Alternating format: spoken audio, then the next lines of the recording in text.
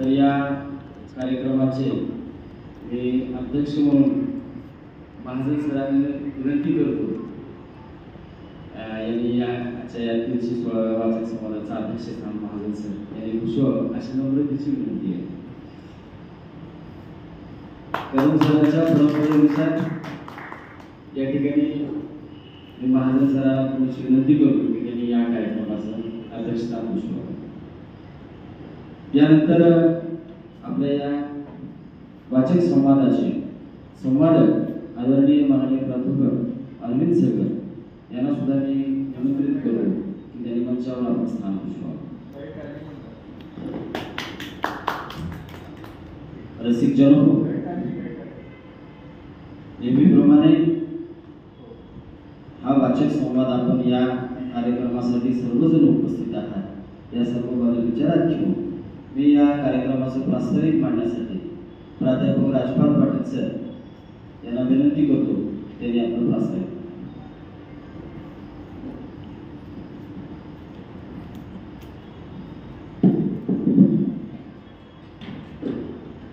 नमस्कार.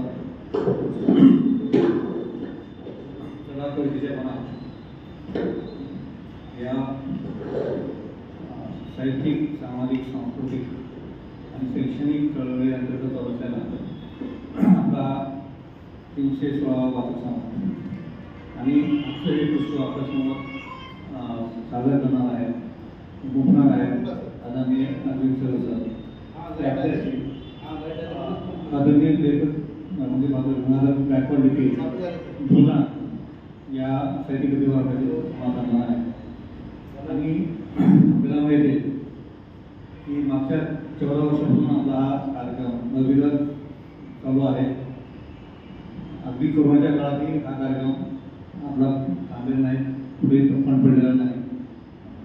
ऑनलाईन पद्धतीने एक महिना लेखकाच्या किंवा साहित्यकाच्या घरी जाऊन आपण हा कार्यक्रम घेतलेला आहे.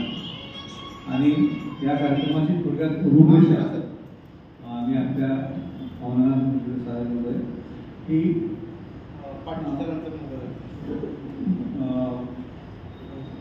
आजचे जे साहित्यिक आहेत त्यांना 1 तासाचा वेळ दिलेला जाणार आहे. तो त्यांनी जी निवडलेली साहित्यिक कृती आहे भूलना गंगाधर गायकवाड लिखित भूलना या साहित्यिक आपला संवाद साधतील आपल्याशी. आणि त्यानंतर हे जे काही सभागृह आहेत ते सर्व आपल्या प्रश्नोत्तरासाठी आपल्या मनात काही शंका असतील किंवा आपल्याला त्या समाजाला जर काही कौतुक करत असेल किंवा काही चर्चा करत असेल तर त्या चर्चेसाठी सभागृह खुला असणार आहे 15 मिनिटासाठी. त्यानंतर या सभागृहात उपस्थित असणाऱ्या आणि त्यांचा या महिन्यामध्ये वाढदिवस आहे त्यांना वाढदिवसाची भेट आम्ही ग्रंथभेट देत असतो. आणि त्यानंतर अध्यक्षाचा समारोह त्यानंतर हा कार्यक्रम संपवतो. तर हे साधारणतः उपदेश आपल्या कार्यक्रमाचे आहे. तर एवढं त्याच्या कार्यक्रमाबद्दल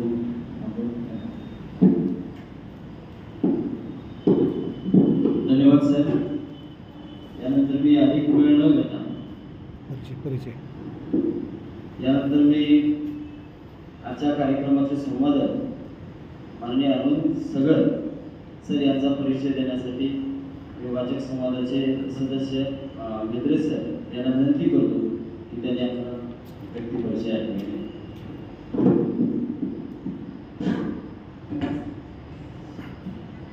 सर्वांना नमस्कार. एखाद्या महान व्यक्तीचा परिचय करून देण्याची जिम्मेदारी माझ्यासारख्या सर्वसामान्य कार्यकर्त्यावरती आलेली आहे. आणि सरांचं एवढं मोठं योगदान असताना माझ्या तोंडून सरांचा परिचय म्हणजे हे माझ्यासाठी मेजवानीच आहे. सरांचं संपूर्ण नाव आहे अरविंद निळोबा सगर. सरांचा विविध क्षेत्रामध्ये पायंडा आहे. कवी आहेत, गीतकार आहेत आणि उत्तम असे गझलकार आहेत. सरांचं शिक्षण झालेलं आहे MA BEd. सरांनी MA BEd केलेलं असताना सुद्धा 2 वेळा MPSC परीक्षा उत्तीर्ण झालेली आहे. गझल माणसांची हा एक सुंदर कविता संग्रह त्यांनी प्रकाशित केलेला आहे. प्रीतीचा गारवा हा जो अल्बम आहे, या अल्बममध्ये सरांची उत्तम असे 2 गीते लिहिली गेलेली आहेत. तसेच सरांनी ABP माझा चॅनलवरती एक चांगल्या प्रकारे गझल सादर केलेली आहे. तसेच आकाशवाणी परभणी केंद्रावरती गझले श्याम नावाची मालिका सरांनी सादर केलेली आहे. आणखी आकाशवाणी मुंबई केंद्रावरही सरांचे अनेक कार्यक्रम झालेले आहेत. तसेच शेकडो कार्यक्रम आपल्या संपूर्ण राज्यभरामध्ये सरांनी सादर केलेले आहेत. आणि विशेष म्हणजे गझल माणसांची हा जो गझल संग्रह आहे, या संग्रहासाठी सरांना विविध स्वरूपांचे राज्यस्तरीय 5 पुरस्कार मिळालेले आहेत. तरी सरांचं आपण सर्वांनी मिळून टाळ्या वाजवून स्वागत करायचे आहे. धन्यवाद. मी अल्पसा परिचय करून दिलेले आहे. यानंतर स्वामी सर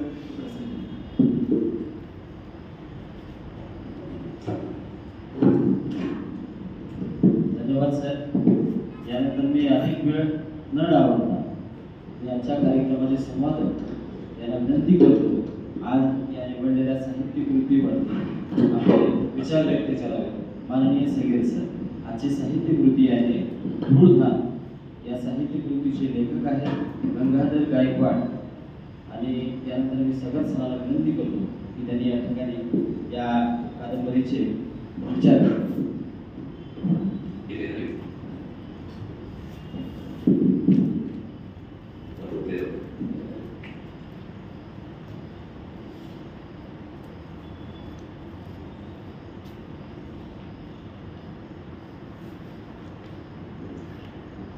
सर्वांना नमस्कार.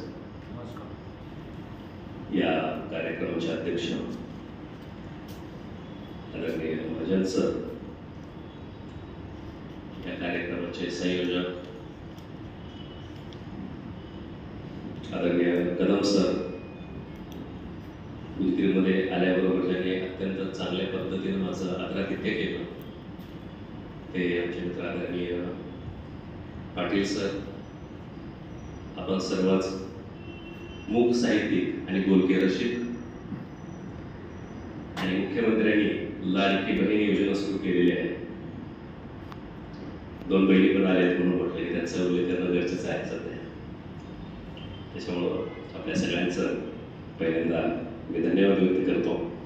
कधी कधी ज्या वेळेला आपण बाहेर कोणत्या तरी संवादाच्या निमित्तानं महाराष्ट्रात इकडे तिकडे जात असतो, त्यावेळेला लक्षात येतं की बऱ्याच शहरांच्या माणसांची अवस्था ही पुण्यापेक्षा सुद्धा आणि मुंबईपेक्षा सुद्धा भयंकर झालेली आहे. कारण बऱ्याच खुर्च्या आजकाल खाली राहत आहेत. आपल्या कार्यक्रमाला माझी येण्याची दुसरी वेळ आहे. 4 वर्षापूर्वी मला वाटतं की कोरोनाचा थोडासा अगोदर येण्याचा एक योग आलेला होता. तेव्हाही आपल्या सगळ्यांसोबत संवाद झालेला होता गझलेच्या माध्यमातून. आणि त्याच वेळेला कदम सरांनी एक इच्छा व्यक्त केलेली होती की पुन्हा एकदा आम्हाला गझलेच्या संदर्भाला तुम्हाला ऐकायची इच्छा आहे. म्हटलं हरकत नाही. ज्यावेळेस माझा संपर्क झाला त्यावेळेला थोड्या येण्याच्या तारखांमध्ये ते थोडंसं झाला होता प्रॉब्लेम. आणि चला म्हटलं काय, पण प्रॉब्लेम असा आहे की गझलेवर बोलण्याऐवजी पुस्तकावर बोलणं. कारण कृती, साहित्य कृती या हिशोबानं, पुस्तकाच्या हिशोबाने आम्ही चर्चा केली. आणि दुसरी गोष्ट अशी आहे की मी गझलेवर आज याच्यासाठी नाही बोलणार. मी लिहिलेले काही 1-2 गझल जसा संदर्भ येईल त्या पद्धतीनं मी आपल्यासमोर ठेवणार आहे. गेल्या वेळेसचं पुष्कळ मला वाटतं की हिंदी गझलकार कोणीतरी आलेले होते आणि त्यांनी फार उत्तम पद्धतीनं ते आपल्या सगळ्यांच्या समोर सादर केलं असं मी ऐकलं. आणि त्याच वेळेला मी असा विचार केलेला होता की कोणत्या तरी गझल संग्रहावर आपण पण बोलूया.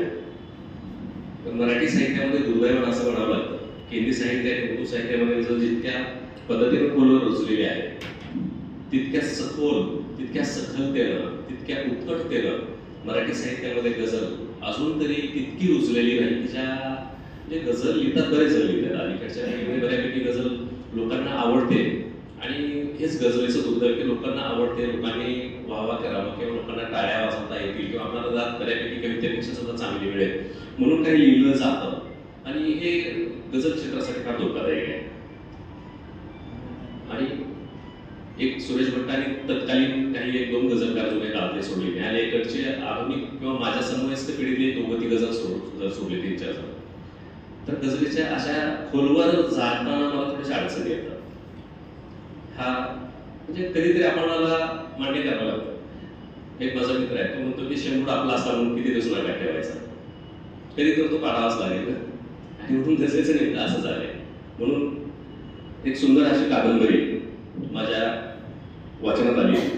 थोडंसं वाचन करत असल्यामुळं आपण लेखक आहोत तर थोडंसं वाचायला पाहिजे किंवा जास्त वाचायला पाहिजे, कमी लिहिलं पाहिजे या मताचं मी स्वतः असल्यामुळं आतापर्यंत एकच गझल सगळं आलेलं आहे. आणि ही कादंबरी आहे ज्याच्यावर आज मी बोलणार आहे. ही दुर्गा नावाची कादंबरी आहे. लेखक गंगाधर गायकवाड आणि उत्तम पद्धतीनं या माणसानं या लेखकानं या कादंबरीचे पैलू मांडलेले आहे. पुस्तकं का वाचायचा प्रश्न कधी कधी मी मलाच विचारत असतो, का वाचायचे पुस्तक? खरं तर याचं उत्तर फार सखोल आहे, वरवरती देता येणार फार आणि फार गहन आहे, फार तासभर त्याच्यावर बोलता येईल आपल्याला. परंतु एका ठिकाणी मीच असं लिहिलेलं आहे की घाव दिला जरी सोसण्यासारखा, की घाव होता जरी सोसण्यासारखा, दगड मिळतो कुठे कोरण्यासारखा. दगड सुद्धा संपली, ज्याला कोरावं अशी दगड सुद्धा संपत आले, माणसं उडवली. आणि म्हणून गाव होता जरी सोसण्यासारखा, दगड मिळतो कुठे कोरण्यासारखा. आणि वाचतो पुस्तके याच्यासाठी आता, वाचतो पुस्तके याच्यासाठी आता, कोण आहे इथे वाचण्यासारखा. जुन्या काळातली माणसं फार अशी वाचण्यासारखी होती. म्हणजे आमचे ज्येष्ठ मित्र होते इलायचा मला, तो गेले 2 वर्षापूर्वी. फार सुंदर लिहिलंय, वाचलेली आहे गेलेली माणसे गेली कुठे, पुस्तकातून पाहिलेली माणसे गेली कुठे. आणि ही अचानक असं काहीतरी बरंच आहे पुढं राहिलेली. म्हणजे माणसांच्या संदर्भामध्ये बोलायचं असेल तर माणसं ही माणसं असताना आपल्याला फार कमी दिसत आहे. आणि म्हणून मग पुस्तकाकडे वळायचं का? कारण पुस्तकात सापडलेलं जग हे का दिसत नाही असं होती, किंवा पुस्तकं चुकतात. नेमकं काय चुकतं? माणसं चुकतात की पुस्तकं चुकतात? असं ज्या वेळेला प्रश्न पडायला लागतो त्यावेळेला कुठलं तरी दर्जेदार साहित्य हातामध्ये येतं आणि कळायला लागतं की अरे हे तर माणूस आहे. आजचा माणूस आहे ना, तो माणूस म्हणजे वरवरचा लिहिला गेलेला नाही, की जो कोणता माणूस आहे त्याचं जे जगणं आहे ते प्रत्यक्षात साहित्यात किती उतरतो. आणि मग एखादी कलाकृती आपल्या आसपास अशी घडत असते, एखादी घटना अशी घडत असते, एखादं साहित्य असं लिहिलं जातं, जेव्हा आपण ते वाचायला मिळतं आणि आपण वाचतो तेव्हा आपण हरकून जातो की अरे खरं हे साहित्य आहे आणि हे तर मी जगलेलो आहे. म्हणजे माझ्याशी रिलेट होतं ते कुठेतरी मला टोचायला लागतं, मला वाटायला लागतं की अरे याच्यात हा जो प्रसंग आहे ना, आता माझ्याच आयुष्यातला लिहिलेला प्रसंग आहे. जे माझाच एक शेर आहे की कालचा अपघात नव्हता वाहनांचा, वाहनांचा अपघात कमी झाले, कालचा अपघात नव्हता वाहनांचा, माणसे घासून गेली माणसाला. माणसं घासून जात आहेत, एखाद्या वाहनांचा अपघात व्हावा आणि त्याच्यामध्ये बेदखल माणसं करावी, चेंगरावी, इतकी माणुसकी चेंगरली जाते. काय मूल्य आहे? प्रत्येक काळ मूल्य घेऊन येतो, प्रत्येक काळ प्रश्न घेऊन येतो आणि या प्रत्येक काळाचे प्रश्न त्या साहित्यामध्ये मांडले जात असतील तर तेच खरं साहित्य. म्हणजे डॉक्टर सुधीर रसाळ असं म्हणायचे की चांगली कविता कशाला म्हणायची? ते म्हणाले की कविता तर पावलं पावली लिहिली जातात. महाराष्ट्रामध्ये कवितेचा पूर यावा इतके रोज कविता सगळे, तर साहित्य किंवा चांगली कविता कशाला म्हणायची? तर ज्या कवितेची एक तरी ओळ काय लक्षात राहावी त्याला मी चांगली कविता म्हणतो, असं डॉक्टर सुधीर रसाळांचं म्हणणं होतं. आणि मग कादंबरी हा फार मोठा गट असतो.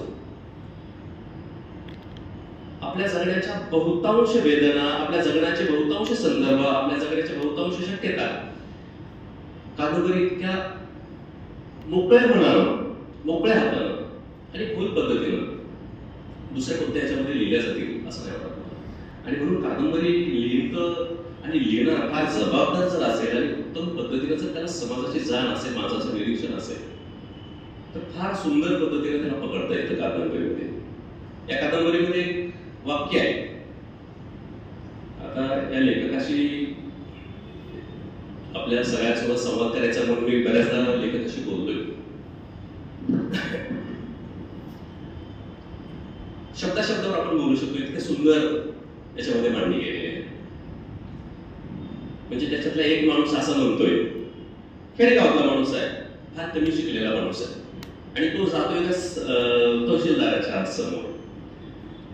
आणि आता आम्ही चर्चा करत होतो की एवढे सगळे कागदपत्र आणायची, पुन्हा एक सर्टिफिकेट काढायचं, पुन्हा दुसऱ्या लेखनासाठी पुन्हा तेवढे कागदपत्र आणायची, पुन्हा ते सर्टिफिकेट काढायचं. ऍक्च्युअल हा अनुभव आहे या कादंबरीमध्ये. मग तो म्हणतो की या साहेबांना नुसतं सांगून चालत नाही, तर अख्खं कॉम्प्युटर, म्हणजे गावाकडच्या शब्दामध्ये अख्खं कॉम्प्युटर ह्याच्या डोक्यात उतरावं लागतं. कुठून आली इतके सुंदर शब्द? म्हणजे साहित्यिक मूल्य असणारी माणसं आपल्या आसपास खूप आहेत. आपण किती सूक्ष्मपणे त्याच्याकडे बघतो हा फार महत्वाचा भाग असतो. आणि म्हणून अलीकडच्या काळामध्ये गेल्या 5 वर्षामध्ये फार सुंदर अशा कादंबरी मराठी साहित्यामध्ये आहेत. बऱ्याचदा मला सांगायला आनंद वाटत असतो की एखाद्याचे सारखे फार जवळचे साहित्यिक आहेत. मनोज गोगावकर, तुमच्यापैकी बऱ्याच जणांनी नदीष्ट कादंबरी वाचली असेल, अप्रतिम लिहिलंय. जुगळा साहेब किंवा माझं रिंगण कादंबरी वाचायला सुरू होती, अर्धी झाली होती आणि त्याच्यानंतर त्याला साहित्य अकादमी पुरस्कार म्हणजे होत. आणि त्यांनी त्या दिवशी परमिटेला बोलवलं, कार्यक्रम छान घेतला. आणि मग आम्ही त्यांना सांगत होतो की याच्यात आलेले जे प्रसंग आहेत ना, इतके चांगल्या पद्धतीचे प्रसंग, तर हे चांगले सगळे प्रसंग तुम्हाला कसं काही इतके उत्तम पद्धतीने याच्यात रेखाटता येतात. तेव्हा त्यांनी दिलेलं उत्तर फार सुंदर होतं. ते म्हणतात की जगत होतो मी, म्हणजे एके दिवशी पूर आला, समोर नदी आहे, पाठीमागे नदी आहे, 200 मध्ये मी अडकलो. वाटलं की थोड्या वेळानं पूर ओसरेल, पण नंतर तो वाढत गेला आणि जीव मुठीत घेऊन मग मी तिथे थांबलो. त्यावेळेला काय माझी परिस्थिती असेल, रात्री 12-1 वेळ पुन्हा जो मग जो माणूस अशा अवस्थेमध्ये जगतो त्या माणसाला दुःख मांडायला उष्ण शब्दाची गरज लागते का? अनुभव मांडायला उष्ण शब्दाची गरज लागते का? ज्या साहित्यकृतीवर मी आता बोलणार आहे, गंगाधर गायकवाड म्हणणार माणूस आहे, माझ्यापेक्षा 4-5 वर्षांना मोठा. खरं तर ही त्यांची दुसरी कादंबरी आहे. सरांना पाटील सरांशी बोलत असताना ते सांगत होतो की पहिली कादंबरी आहे त्यांची, पण त्याच्या अगोदर एवढीच मोठी एक दुसरी कादंबरी लिहिली होती. पण त्यांना असं वाटलं की आपण त्या लायकीचे नाहीत असू, छापायच्या लायकीचे, की आपण एवढी मोठी लिहिली, एवढी मेहनत लागली, परंतु ही कादंबरी लोकांपर्यंत पोहोचू शकण्यामध्ये आपला प्रॉब्लेम आहे. मला तितक्या खोल उत्तर तर आलं नाही कादंबरीमध्ये. मग लेखक म्हणून जेव्हा आपण जबाबदारी घेतो त्यावेळेला आपल्याला हे सुद्धा कळलं पाहिजे की जेव्हा आपण स्वतः समाधानी नाही होत, लोक कसे समाधानी राहतील. म्हणून त्यांनी ती कादंबरी तशीच ठेवून दिली, ती छापणार नाहीये. आणि मग त्याच्यानंतर जे विषय डोक्यात होता, समाज अक्षरशः या काळामध्ये निघालेला आहे आणि तुम्ही आसपास पाहत असाल. खरं तर मी कधीच आणि कुठेच राजकारण या विषयावर बोलत नाही, कधीच नाही. जे काही आपल्याला लेखनातून मांडता येईल तेवढंच. त्याचं कारण असं आहे की अनेक विचारांची माणसं आपल्या समोर असतात, त्याच्यामुळे कसोशीने या गोष्टी टाळत असतो. पण दुर्दैवानं या कादंबरीचा एक संदर्भ आणि कादंबरीसाठीचा आवश्यक भाग म्हणून मला काही राजकीय घटना, काही घडामोडी आपल्या सगळ्यांच्या समोर थोडेसे एक संवाद करावा लागणार आहे. कारण त्यात ही कादंबरीची गरज आहे. कारण कादंबरीचा 1-2 प्रकरणाचा एक मोठा विस्तृत पट काही या घटनांवर आहे. त्याच्यामुळे त्याही संदर्भामध्ये पहिल्यांदा थोडंसं सांगतो. आता थोडंसं कादंबरीच्या संदर्भात ही एक महाकादंबरी वाटावी, आकाराने फार मोठी वाटावी, 404 पानाची कादंबरी, पेजची कादंबरी, इतकी सुंदर आणि आकाराने मोठी, वेगवेगळ्या विषयावर गुंफण केलेली कादंबरी काही 4-5 महिन्यापूर्वी महाराष्ट्रात किंवा मराठी साहित्यामध्ये दाखल झाली. संस्कृती प्रकाशन पुणे यांनी काढलेली कादंबरी आहे. कादंबरीचं नाव आहे धूळदार, गंगाधर गायकवाड यांनी लिहिलेली.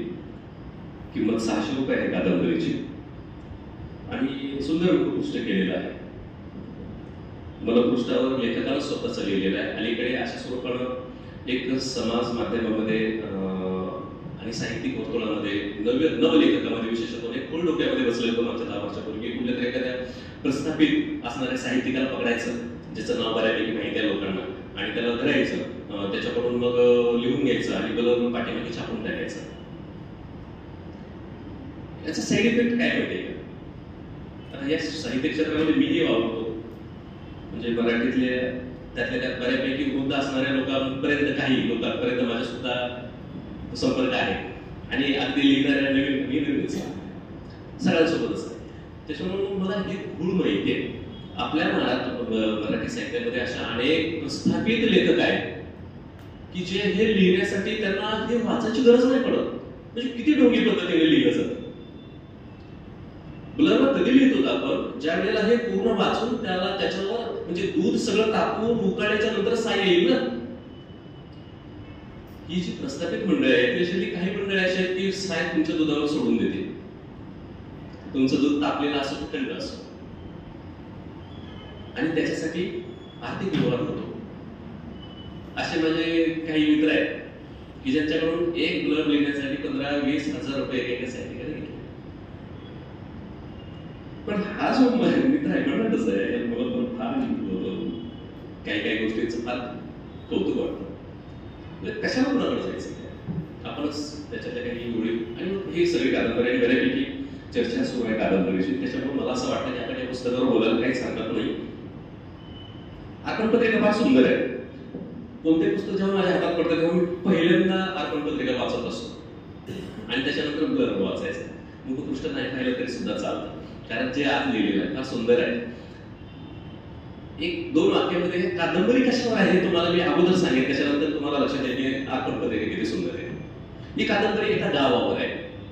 हा लेखक जिल्हा परिषदचा शिक्षक आहे आणि 12 वर्ष एका गावात राहिलेले आहे.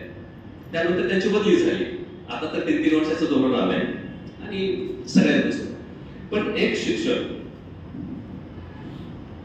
किती उत्तम पद्धतीने गाव निहाळू शकतो, बघू शकतो, हे या कादंबरीमध्ये आहे. जे गाव मिळालेलं आहे, लहान असेल मोठा असेल, प्रत्येकाला मिळत त्यांनी जे शिक्षकी पेशामध्ये जिल्हा परिषदला आहे. आणि त्यांनी गावात पाहिलं की प्रत्येक माणूस काहीतरी वेगळ्या वेळानं खूप बसल्यासारखं आहे त्याच्या डोक्यामध्ये. प्रत्येकाचं काहीतरी वेगळं म्हणणं आहे, प्रत्येकाचं वेगळं स्वप्न आहे, प्रत्येकाचं एक वेगळं दुःख आहे, प्रत्येकाची एक वेगळी कथा आहे. आणि या सगळ्या कथांचं एक महत्वाचं भांडवल म्हणजे ही कादंबरी आहे, गावावर लिहिलेली. आणि गावाचे वेगवेगळे पैलू आहेत, फार महत्वाचे पैलू आहेत गावाचे. आता मी अर्पण पत्रिकेकडे येतो. गावावर लिहिलेली गावकी आणि मावकी आणि गावकीची सगळी प्रकरणं अशा स्वरूपाने कादंबरी आपल्या सगळ्यांच्या समोर येते. आणि अर्पण पत्रिका फार सुंदर आहे. व्यवस्थेच्या आणि आधुनिकतेच्या ठेचा लागूनही माणूस पण टिकून ठेवणाऱ्या गावास अशी समर्पण पत्रिका आहे. गावाला अर्पण केलेली पत्रिका आहे. म्हणजे आई वडिलांना, लेकरांना, बायकोला असं नाही, तर गाव. मग ज्या वेळेला पार्श्वभूमी म्हणून गाव येतं त्यावेळेला गाव हे पार्श्वभूमी न राहता ते एक त्या कथेचा नायक बनतो. आणि असं एक गाव जे याच्यामध्ये तुम्हाला वाटत असेल की काही पात्र फार पडणार नाही, म्हणजे संग्रामप्पा आहे आणि नाना असे 2 सख्खे भाऊ आहेत ज्यांच्या घराभोवती गावाचं राजकारण करतो, गावाचं अर्थकारण करतो, गावाचा मान सन्मान करतो, अशी मातबर मंडळी आहे त्या गावची. आणि मग त्यांच्या हिशोबाने गाव कसं चालत राहतं आणि गावामध्ये अलीकडच्या आधुनिक काळामध्ये कोणकोणत्या घडामोडी घडतात त्याचं फार सुंदर असं वर्णन या कादंबरीमध्ये केलेलं आहे. आणि त्याच्या अनुषंगाने माणसाचे स्वभाव, मानसिक भाव, वेगवेगळ्या भावभावना हा सगळा लेखाजोखा याच्यामध्ये आलेला आहे. अर्पण पत्रिका वाचल्याच्या नंतर तुकारामांचा एक सुंदर अभंग आहे कादंबरीच्या सुरुवातीलाच आहे की अवगुणांच्या हाते आहे अवघीची भजती, नाही पात्रा सवे चाडल, प्रमाणे ते पिके गोड, विष तांब्या वाटी, भरली लावून नये ओटी, आणि तुका म्हणे भाव शुद्ध बरा सोंग व्हावं. म्हणजे साधारणतः बऱ्यापैकी आपल्यापैकी काही जण संत साहित्याचा जर अभ्यासक असतील तर त्याच्या लक्षात येईल. खरं तर हा अभंग तुकारामांनी व्यसनावर लिहिलेला आहे त्या काळामध्ये. आणि अलीकडे गावच नाही, शहरच नाही, तर अगदी लहान लेकरं सुद्धा फार प्रचंड व्यसनानं बरबटलेली आहे. याच्या संदर्भानं मी जशी कथा पुढे सरकेल त्या पद्धतीने बोलणार आहे. पण हा अभंग फार बोलका या कादंबरीचा सार तुकारामांच्या अभंगातून त्यांनी मांडलेला आहे. आणि बदलता गाव आणि गावकी ग्रामीण भागावर लिहिलेली ही फार सुंदर अशी कादंबरी आहे. मग मला थोडासा असा विचार करता आला किंवा मी असा विचार केला की ग्रामीण भागावर लिहिलेली एक वेळ कादंबरी आहे काही ग्रामीण साहित्य एवढं प्रचंड मोठ्या प्रमाणामध्ये आज आपल्याकडे आहे, इतकं समृद्ध आहे, त्याच्यामध्ये गंगाधर गायकवाडांनी काय भर टाकली हा प्रश्न असतो मोठा. म्हणजे आनंद यादवांची कादंबरी असेल, त्या काळामध्ये आनंद यादवांनी जे लिहिलं ते त्यांनीच लिहिलं, त्याच्या अगोदर नाही कोणी लिहिलं. म्हणजे त्याची नांगरणी असेल किंवा गोतावळ असेल, म्हणजे फार म्हणणारच होतं सगळं ते. म्हणजे त्याचा तो नारबा अजूनही आमच्या सगळ्यांच्या लक्षात आहे. यादव गेले, साहित्य लक्षात आहे, त्याचा नारबा लक्षात आहे, त्याची शेती करण्याची पद्धती लक्षात आहे. शेती हे त्याचं एक पात्र होऊन जातं. किंवा आपल्याच लातूर जिल्ह्याचे रानन बोराडे सर पाचोळा कादंबरी लिहिली. ग्रामीण भाग आहे आणि अख्खा आपला परिसर उभा केला त्या व्यक्तीनं, आपली भाषा उभा केली. तर मी राहायला जरी मी दुसरीकडे असलो तरी मी मुळाला इथलाच आहे, लातूर जिल्ह्याचाच. नोकरीच्या निमित्तानं आता तिकडेच नाही, म्हणून आपली पात्र उभा करता आली का?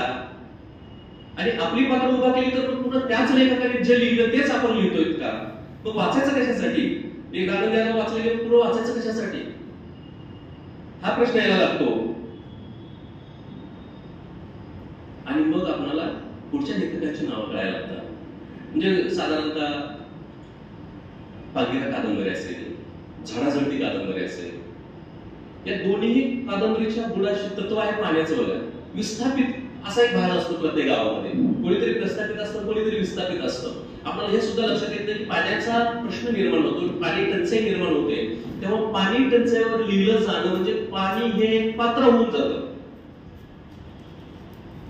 ती पार्श्वभूमी राहत नाही, तो विषय राहत नाही, पाणी पात्र होऊन जातं. आपल्याला सगळ्यांनाच माहिती आहे की 2016 ला खूप दिवसापूर्वी झालेलं नाही, 7 वर्षापूर्वीची घटना, लातूर जिल्ह्याला आम्ही ट्रेननं पाणी आणलं. पाणी हे पात्र किमान काही घटना, काही समस्या पात्रापेक्षा सुद्धा महत्वाच्या जेव्हा कादंबरीमध्ये यायला लागतात त्यावेळेला त्याला पेरणं लिहिणं तेवढंच ताकदीनं होतं का हा लेखकाचा कस असतो. आणि मला वाटतं की या कादंबरीमध्ये लेखकाचा कस फार उत्तम पद्धतीनं लागलेला आहे. मी आता रिंगण कादंबरीचा उल्लेख केला, म्हणजे ग्रामीण भागाचा आहे, पण प्रत्येकानं ग्रामीण भागाचे वेगवेगळे पैलू मांडलेले आहेत. आनंद यादवांची झोंबी ग्रामीण भागातल्या शेतकऱ्याचा एक पोरग कसं शिकून पुढे जायला लागतं त्याच्यासाठीचा संघर्ष त्यांनी मांडलाय.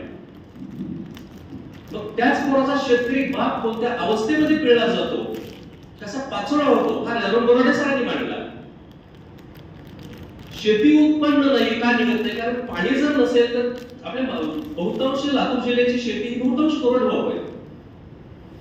मग अशा शेतीला जर पाणी मिळत असेल तर शेती होणार आहे, अन्यथा आपण आहे तसे दुष्काळी राहणार आहोत. हा पाणी प्रश्न ज्या वेळेला कादंबरीमध्ये येतो त्यावेळेला पाणी सुद्धा पात्र व्हायला लागतं, ज्याच्यावर विश्वास पाटलांनी लिहिलं. झाडाझडती हे मोठीच्या मोठी कादंबरी आहे, 8 वेळेस वाचायला वाटली मला ती. अक्षरशः झाडाझडती कादंबरी 8 वेळेस वाचली, झपाटल्यासारखं वाचायला लागलो होतं आपण. कारण आता त्याच्यातली येणारी माणसं, म्हणजे ज्या वेळेला त्याच्यात विस्थापित झालेला एक धनात बुडालेला माणूस किंवा त्याचं गाव वळताना बुडालेला आहे, तो बाहेर आलाय आणि पुन्हा मग किंवा रिंगण पुन्हा तो जंगलात जातोय आणि त्याची समोरासमोर त्या झाडाझडतीमध्ये वाघासोबत भेट होते, वाघ हल्ला करतो त्याच्यावर. आणि एक अस्सल शेतकरी जो मजबूत हाडाचा आहे, निडर काळजाचा आहे, पराभव पहिल्यांदा मनात होतो आणि नंतर रणात होतो. ज्याचा पराभव मनात पहिल्यांदा झालेला तो तिथेच हरलेला असतो, पण रणापर्यंत पराभव जर रणाच्या पलीकडे पाठवायचा असेल तर मन खंबीर पाहिजे. असा एक शेतकरी वाघाला जबड्यात हात घालून त्याचा जबडा फाडू शकतो, एवढी ताकद त्याच्यामध्ये आहे. त्या घटना आपल्या समोर घडलेल्या आहेत. म्हणजे अगदी 26 तारखेला छत्रपती शाहू महाराजांची जयंती झाली, तुम्ही बघितलं असेल की शाहू पॅलेसला जेव्हा आपण कोल्हापूरला जातो त्यावेळेला तिथे एक मोठ्याच्या मोठा रानवेढा, दिसावं एवढा मोठा रेल्वेचा आज डोकं तिथं अडकवलेला आहे. ज्या वेळेला मी विचारलं तेव्हा सांगितलं की छत्रपती शाहू महाराजांनी ते पिसळ होतं म्हणून 2 बुक्कीमध्ये त्याला खाली पाड. ही माणसं कुठे गेली हो? वाचलेली आहे केलेली माणसं गेली कुठे? पुस्तकातून काही गेलेली माणसं गेली कुठे गेली ही माणसं? तर ही माणसं अलीकडच्या काळामध्ये सोशल मीडियामध्ये हरवली, मोबाईलमध्ये हरवली. हे बदलतेचे गावाच्या संदर्भात ते कादंबरीत आहे म्हणजे लिहिलंय. पण आता आजचे काय आहे, आजच्या तरुणाच्या समोर काय आहे? व्यसन आहे. म्हणजे साहित्य अकादमी पुरस्कार मिळालेल्यांच्या आदरणीय लोमटे सर आसाराम लोमटे सर असं एके दिवशी आम्हाला म्हणाले की महाराष्ट्रीयन तरुण म्हणजे नवीनच बघा की ज्याला आता पुढे थोडे मिसळून फुटायला लागलेले आहेत. इतक्या कोवळ्या मोठ्याचं पोरग खेडेगावामधलं पहिल्यांदा दारू कधी पित होते? निवडणुकीच्या काळात. हे जे संदर्भ अलीकडे यायला लागलेले आहेत हे संदर्भ या कादंबरीचा महत्वाचा भाग आहे. आणि सगळ्यात काही महत्वाच्या गोष्टी आहेत पुढं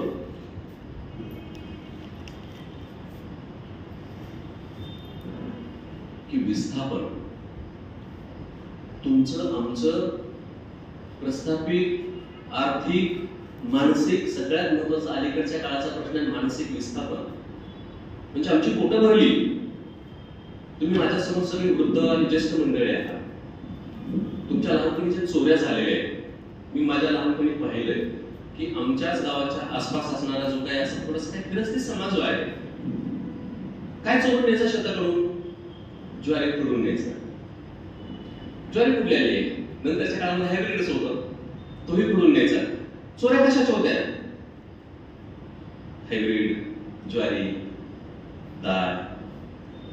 आपल्याकडे आपल्या मराठवाड्यामध्ये त्या आपल्या लातूर जिल्ह्यामध्ये कुलवर म्हणतो तो शब्द गेला कारण कडेच राहिले नाही. तुरी पण करणं चोरून न्यायचं. म्हणजे चोरी काय आहे तर जगण्याच्या फक्त गरजांची चोरी. आता तुमच्या दारात जरी तुम्ही मोठं पोतं जरी भरून ठेवलं ना ज्वारीचं सकाळी जसंच्या तसं दिसतं. कारण शासन आपल्या दारी शासन राशन घेऊन तुमच्या घरापर्यंत यायला लागले. हा बदल आहे. हा बदल कादंबऱ्यामध्ये लेखकांचा आला पाहिजे. जो कादंबऱ्यामध्ये हा बदल येणार नाही ती कादंबरी इतिहास जमा होईल. त्याला कोणी वाचणार नाही कारण काय तर चोऱ्यांचं तेच लिहिलं. एक माझा स्वतःचा अनुभव सांगतो.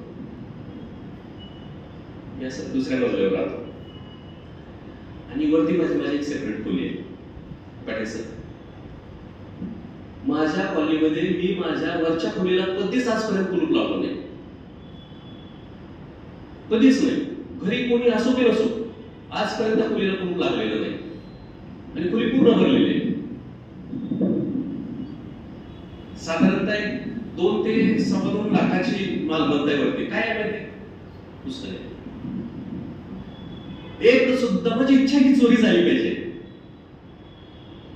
व्यक्ती पुस्तक सुद्धा चोरी नाही होईल अजिबात नाही. पण एका दिवशी माझ्या खोलीला माझ्या मुलानं कुलूप लावलं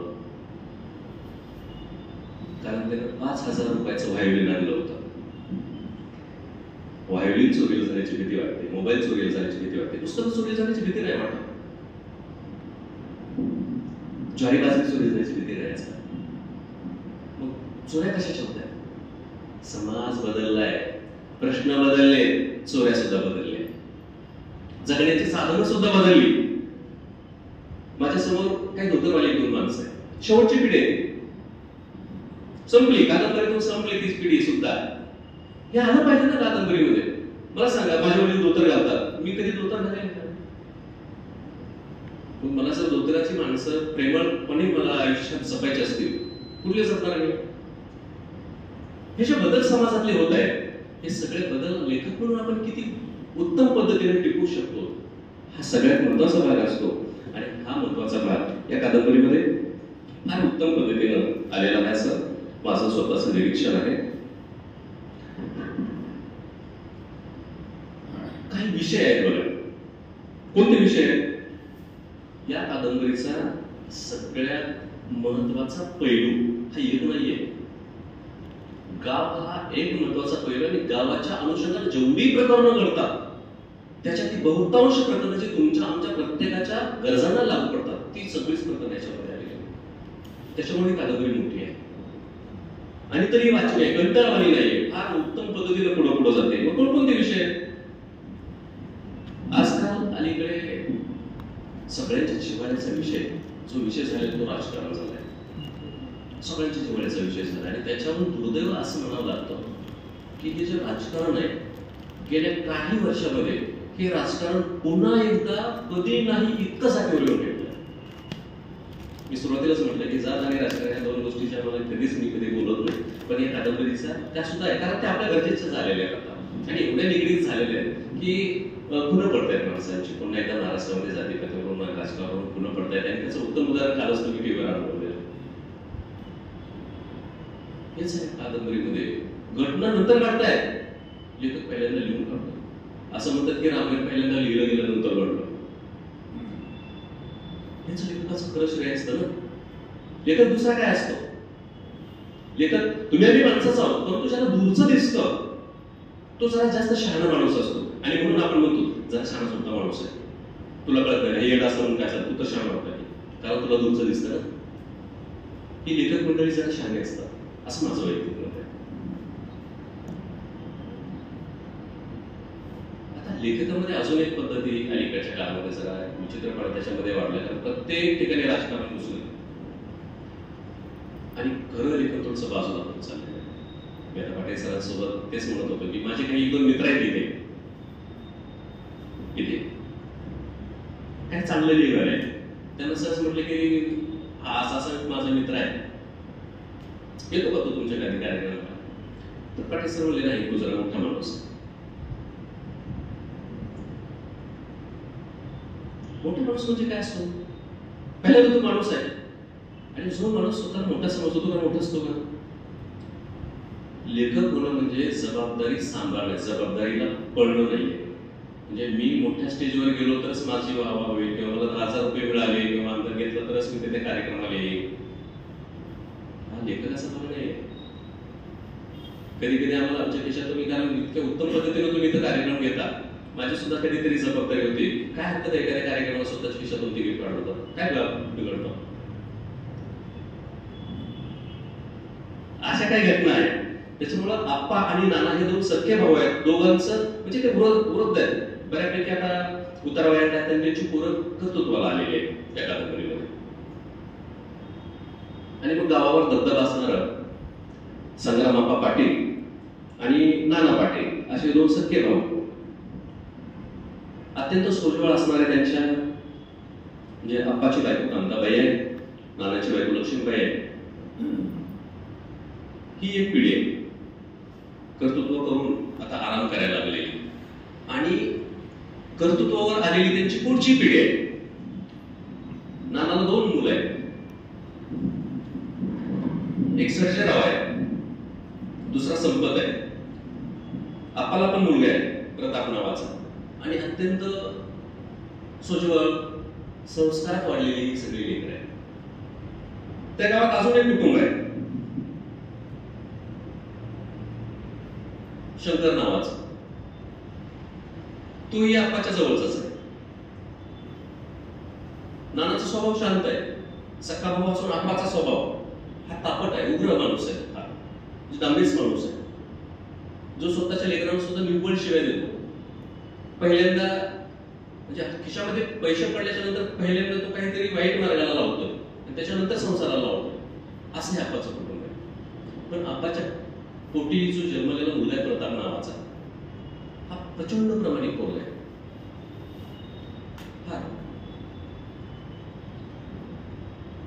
इकडे नानाचं उलट आहे, नाना फार शांत स्वभावाचा आहे. पण नानाच्या पोटी जन्मलेला ह्याचे रत्न आहे ना सर्जेराव नावाचा, अख्खं गाव त्याला हेडन भाऊ म्हणतो.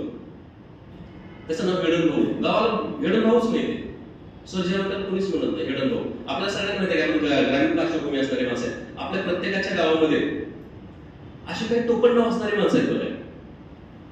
आणि काही जणांची टोपण नाव तर एवढी खतरनाक असतात की घ्यायला सुद्धा लाज वाटायला. माझ्याच गावामध्ये आमच्याच गल्लीमध्ये व्यक्ती राहतो, जनावरांचा बाजार करतो, अख्खं गाव त्याला हेडगाव म्हणतो. त्याचं नाव काय कुणालाच माहिती नाही गावाला. आणि इथे उत्तम पद्धतीने लोक त्याला तेच म्हणतात आणि तो सुद्धा फार चांगल्या पद्धतीने बोलतो लोकांना, त्याला काय राग येत नाही. म्हणजे एखादा उमेदवार कोणीतरी निवडणुकीत उभा राहिलेला असतो, तो इतक्या प्रचंड मतानं पडतो की त्याच्याशिवाय त्याला दुसरं कोणाचं घरातलं मत पडत नाही आणि आपण त्याला आमदार म्हणायला होतो. आले आमदार किंवा भावी आमदार अशा स्वरूपाने याही कादंबरीमध्ये आहे. कोणती आहे ही माणसं? तर मी तुम्हाला हे नावं लिहिली मुद्दा.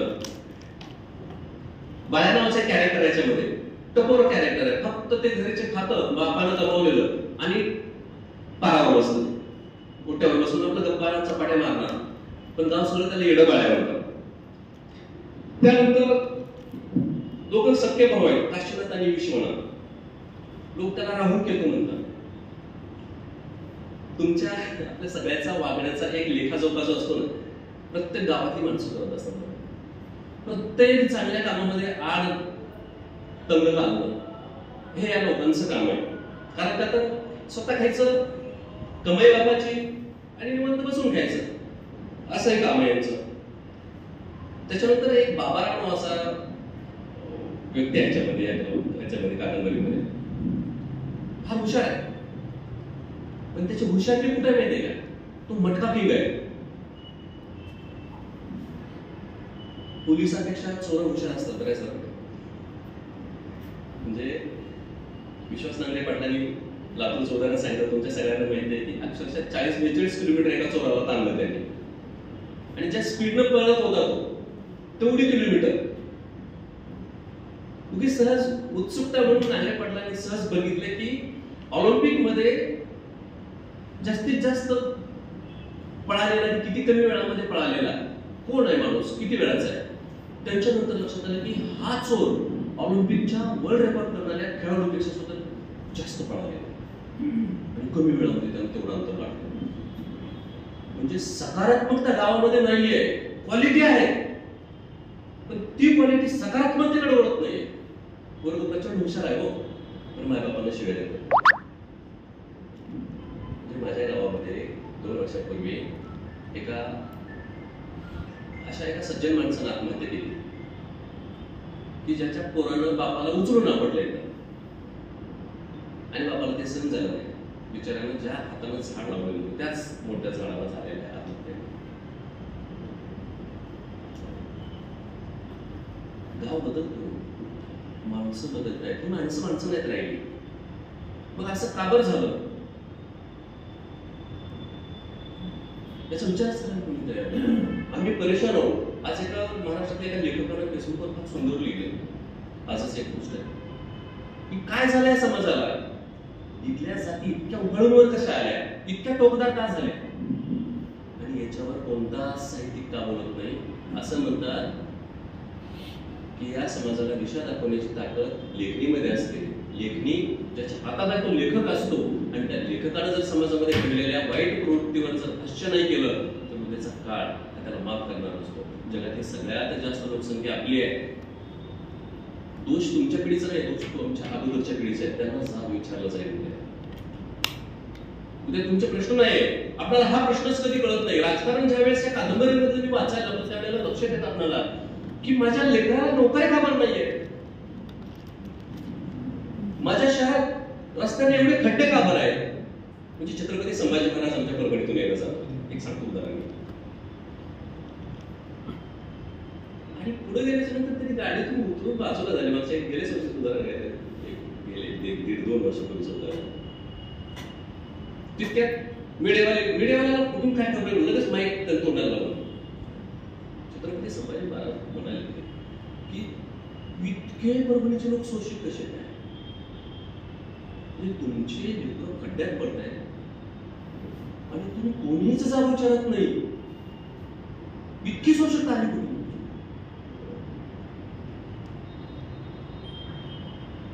आपल्याला हे कधी कळलंच नाही की आपल्या लेकराला का बरं नोकऱ्या नाहीये.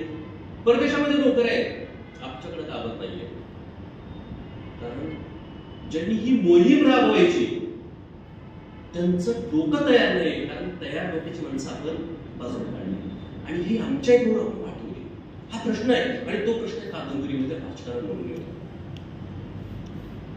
ग्रामपंचायत निवडणुकीचं एक वर्णन आहे या कादंबरीमध्ये. आप्पा फार मोठी इच्छा आप्पाची की मला सरपंच व्हायचं आहे गावचा, पण सरपंच होण्याच्या लायकीचा माणूस नाही, कारण का तर फार शिवाय देतो लोकांना. मग एक वर्ष असं होतं की गाव बिनविरोध निवडणूक होती. आता बिनविरोध निवडणूक केल्याच्या नंतर तर आप्पाचा साधलंच, कारण निवडणूकच होणार नाही. सगळ्या गावाने बिनविरोध सरपंच करून टाकला. आणि मग आप्पा टोपी कार करून मस्तपैकी तयार आहे, मस्तपैकी तिथे जाऊ आणि सगळ्यांना बोलून दाखवलं आपण सरपंच तरी मला व्हायचं, सरपंच जरी नाही केलं सरपंच तरी मी आहे. कारण का 48 वर्षाची विभागणी केलेली आहे, म्हणजे आधा तेरा आधा मेरा.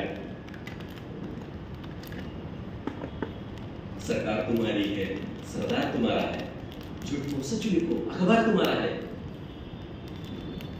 रात इंदोरीचं एक फार सुंदर शहर आहे. सरहदों पर तनाव है क्या, सरहदों पर तनाव है क्या, बता दो चुनाव है क्या. आमच्याकडं राजकारणात ज्या वेळेला जातीवरती येतात, धर्मावरती येतात आणि यांच्यामध्ये लढाई लागायला सुरुवात होते, समजून घ्यायचं भारतात हंगाम चालू आहे, निवडणुकीचा हंगाम जवळ आलेला आहे. किती जुन्या गोविंदानं राहणारी गावं आज गावं राहिली नाही. ही कादंबरी सध्या ज्या परिस्थितीतून महाराष्ट्र जातोय, ही परिस्थिती येण्याच्या अगोदरची लिहिली गेलेली आहे. छापली गेजरी या सामन्यामध्ये गेलेली असेल तरी लिहिली अगोदरची गेलेली आहे. तुम्ही जेव्हा वाचा तेव्हा याच्यात एक प्रकरण असं आहे, म्हणजे मागे कोपर्डीला बदल काय झाला होता, तुमच्या सगळ्यांना माहिती आहे की कोपर्डी फार चित्रविचित्र असं ते प्रकरण होतं. पूर्ण महाराष्ट्र पेटून उठला त्याच्यामध्ये आणि मूक मोर्चे निघाले. मूक मोर्चाचा उद्देश, मूक मोर्चा काढणाऱ्यांना असं वाटलं की आपण त्या बहिणीसाठी आपण न्याय मागतोय वगैरे, एवढं काय ते करायचं. मग त्या मोर्चाला विरोध म्हणून दुसरे काही मोर्चे निघाले, त्याला आक्रोश मोर्चे म्हणायचे. आक्रोश मोर्चे निघाले. हे दोन्हीही मोर्चे या कादंबरीचं प्रकरण तुम्ही वाचाल तेव्हा तुमच्या लक्षात येईल की एक मोर्चा ज्या वेळेला ग्रामीण भागामध्ये निघतो त्यावेळेला त्याचे पडसाद ग्रामीण भागातल्या नातेसंबंधावर टाकतात. अक्षरशः थरक होतो माणूस एक कादंबरीचं ते प्रकरण वाचल्याच्या. मी परेशान झालो ते प्रकरण वाचल्याच्या नंतर. हातातून कादंबरी ठेवायची नाही वाटली आणि अक्षरशः तो माता सुन्न झाला की हे काय आहे असं. आपाची इच्छा मला उपसरपंच केलं पाहिजे. दुसऱ्या दिवशी बोर्ड मोठ्याच्या मोठं होर्डिंग लागलंय गावामध्ये की आपाचं पोरग उपसरपंच केलं, कारण फार सुंदर स्वभावाचं पोरग आहे ते, प्रताप नावाचं. गावाचं उपसरपंच झालंय ते आणि त्याला तालुक्याहून जिल्ह्यातून ऑर्डर आहे काही संघटनांची की आता तुला कोकणी बलात्कार प्रकरणामध्ये जे काही मोर्चा आपल्याला काढायचे ना तुझ्या गावाला घेऊन यायचं तुला. पण गावामध्ये त्याचा फार जवळचा मित्र आहे गौतम नावाचा, दलित समाजातला आहे. प्रताप मराठा समाजाचा. नातेसंबंधाचे काय ताणले जात आहेत त्याचं वर्णन वाचतो मी कादंबरी की प्रताप हा मराठा समाजाचा आहे, तो सरपंच आहे, उद्याचा सरपंच आहे तो, कारण 2.5 वर्ष वाटून घेतलं महाराष्ट्र. म्हणजे सध्या महाराष्ट्राला विरोधकच नाही. तुम्ही आमचे, तुम्ही तुम्ही आमचे, तिघं मिळून राज्य चालू. महाराष्ट्राच्या प्रचंड विकासाच्या काळजीपोटी सध्या चालू आहे सगळे. वाकाट डोंगर, दर्या वगैरे. ही दोन वेगळ्या जातीची मित्र आहेत, पण मैत्री जात पाहून होते काय. कारण कोपर्डी जे काही झालं प्रकरण त्याच्या अगोदर फार जिगर मित्र होते. आणि मग हा प्रताप म्हणतो की उद्या मोर्चा लागणार, जिल्ह्याच्या ठिकाणी जायचंय आणि तो माझ्यासोबत चल. कारण हे मित्र कधी एकमेकांना सोडून जेवत सुद्धा नाही. कोणतीही घटना असेल समाजातली त्याला त्याची आई स्वतःची आई वाटते आणि याला तसंच वाटतं आणि त्यालाही तसंच वाटतं. म्हणजे एवढे क्लोज फ्रेंड आहेत ते. गावात एक जण दिसला की लगेच दुसऱ्याला प्रश्न पडतो यार त्याच्यासोबतच कसं काय. म्हणजे एवढे जिगर मित्र आहेत. आणि आता मोर्चाला प्रताप उभारलाय आणि गौतमला तो म्हणतोय की चल मोर्चावर. मग गौतम थोडासा विचार करतोय आणि मग त्यांच्यामध्ये काही शाब्दिक खेळ होतोय. तो होतो कुठं की अरे हा मोर्चा जरा जातीवाची वाट करतो, मी कसं येऊ. पण प्रतापरावांनी येण्याच होतो. ती बहीण आहे ती आपली कोपर्डेवाली जी चाक्य झाली आणि आपण बहिणीला न्याय मिळावा म्हणून आपण मोर्चा काढली. तुझं आत्मीय काय असं काहीच व्हायचं नाही. मग त्याचं डोकं क्लिअर झालं. तो म्हणला ठीक आहे चल. गौतम आलाय. गौतम दलित समाजाचा आहे. बघा आता संघर्ष कसा आहे. आणि अगदी 8-10 दिवसामध्येच सगळं महाराष्ट्र पेटवून गेलं. तुम्हाला सगळ्यांनाच माहिती आहे की सगळ्या महाराष्ट्रभर सगळे मोर्चे निघाले गेले आणि त्याच्यानंतर 8-10 दिवसामध्ये सगळ्याच महाराष्ट्रभर पुन्हा आक्रोश मोर्चे निघाले गेले. हे आक्रोश मोर्चे अॅट्रॉसिटीचे विरोधी होते. म्हणजे अॅट्रॉसिटीला काय म्हणतात की म्हणजे काही समाजाचा समज असा झालेला असेल की बाबा हे जे खूप मोर्चे आहेत ते अॅट्रॉसिटीला रद्द करा म्हणून आहे. मग त्यांनी तो संविधानाचा बचाव समिती वगैरे म्हणून मग असे काही मोर्चे निघाले गेले. आता गावामध्ये बदल काय घडला की सगळ्या गावामध्ये चर्चा झाली गौतमच्या समाजामध्ये विशेषत्वानं की आपल्या समाजातलं एक लेखू जे शिकलेलं आहे आणि प्रताप स्वभाव त्यांच्या मोर्चामध्ये गेले. आता त्यांचं नामचं सुरू झालं. मग सगळ्या गावातल्या त्यांच्या समाजातल्या लोकांनी मिटिंग घेतली आणि सांगितलं की तुला आता मिटिंगचं समोर उभा केलं जाणार आणि त्याला जबाब विचारतात बाकीचे. कसं काय गेलं बरं. जे जबाबदार विचारतायत जबाब विचारतायत ते तुम्हाला जीव घालत नाहीत बरं का. तुमच्या अडी अडचणीला येत नाही. ते समाजातला प्रत्येक घटक कोणताही असू द्या. हे जे लोक म्हणतात ना आपण फार खतरनाक लोक असतात. ते तुमच्या मदतीला तर देत नाही पण तुम्हाला अडचणीत आणायला येतात. तुम्हाला जबाब विचारायला येतात. तो खाली मन घालून असं बोलतो कारण सगळी समाज समोर उभा आहे आणि सगळे त्याला कसं काय गेला. मग आता एक काम कर. आपल्याला उद्या मोर्चा काढायचा आहे. आपल्याला उद्या आक्रोश मोर्चा काढायचा आहे. जसं तू त्यांच्या मोर्चामध्ये गेला ना तुझा मित्र आहे ना आता उद्या आपल्या मोर्चाला तू आलाच पाहिजे. ही जबाबदारी तुझी. मजबूर केलं जातं. व्यवस्था मजबूर करते तुम्हाला. वाईट होण्यासाठी सुद्धा मजबूर करते. म्हणजे माझे फार प्रामाणिक मित्र आहे. बीपीएससीतून तो अधिकारी झाला आणि तो प्रामाणिक काम करायचा होतो आणि इतक्या उत्तम पद्धतीनं तो सत्य भ्रष्टाचारी झालेला आहे. अप्रतिम भ्रष्टाचार करतो. या काळाची त्या काळात खबर नाही. त्याला सुद्धा कळत नाही की किती जमा झालाय. जी स्टेजवर बोलायची खरं तर घडणं नाहीये प्रसंग नाहीये. फार वाईट वाटतो.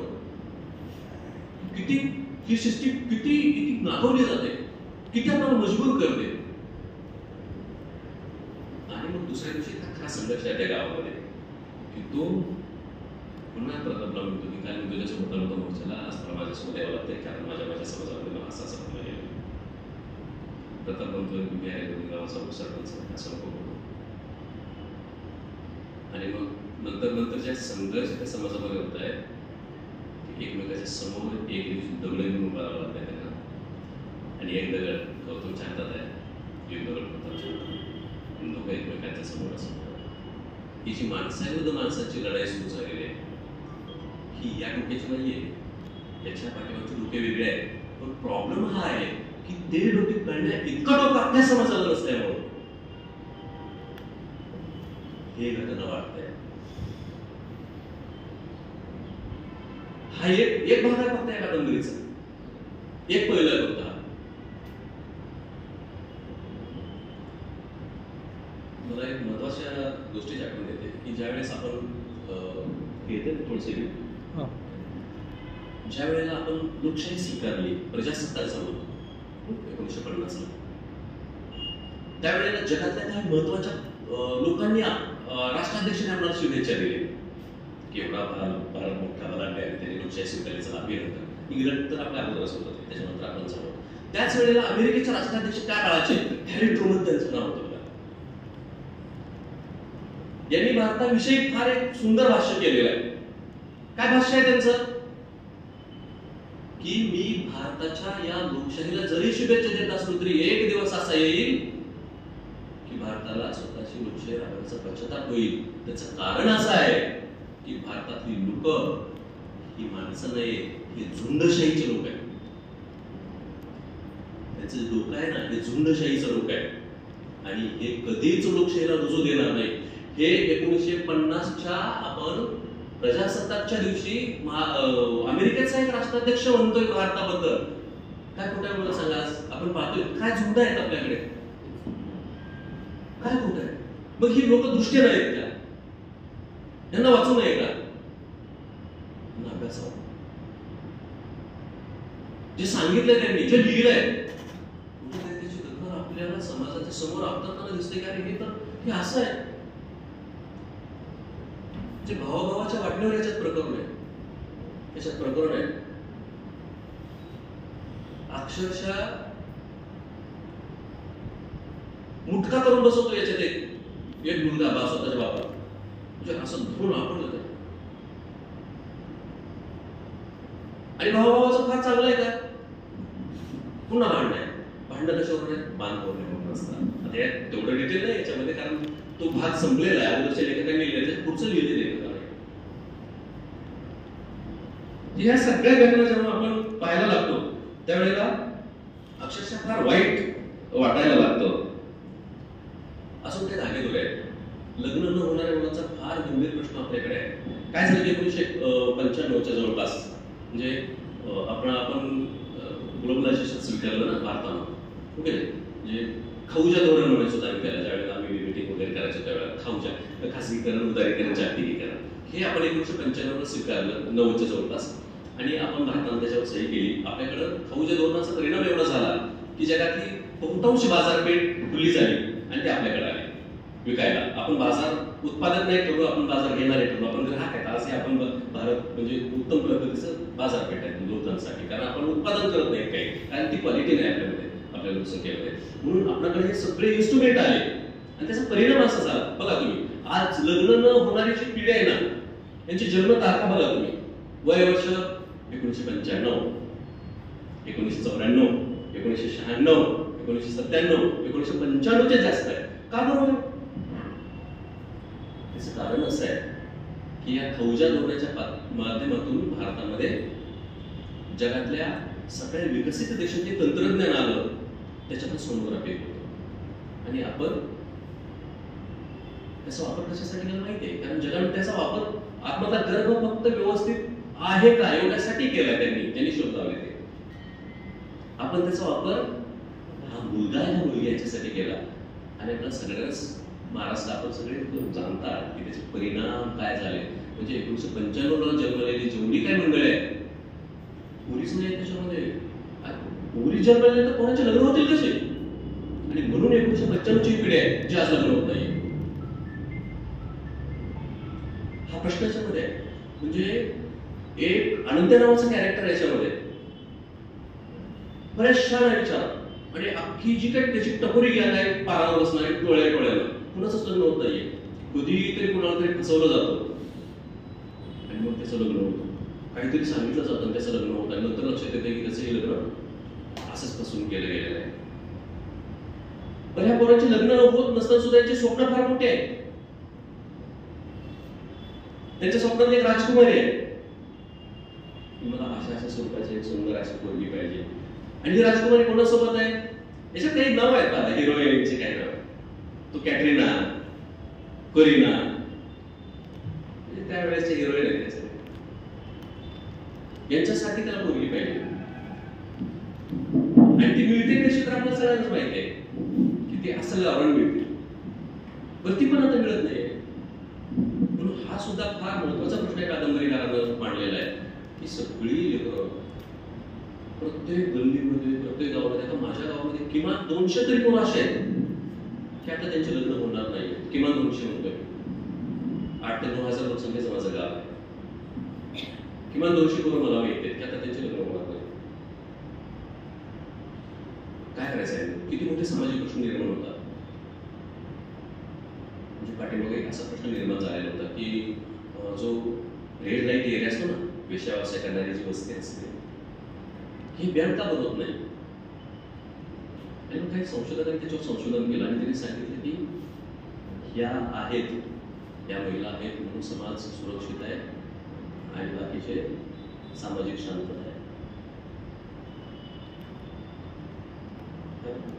त्याचा सुद्धा आढावा याच्यावर.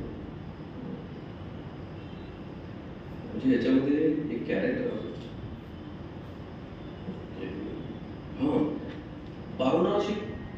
ती महिला आहे.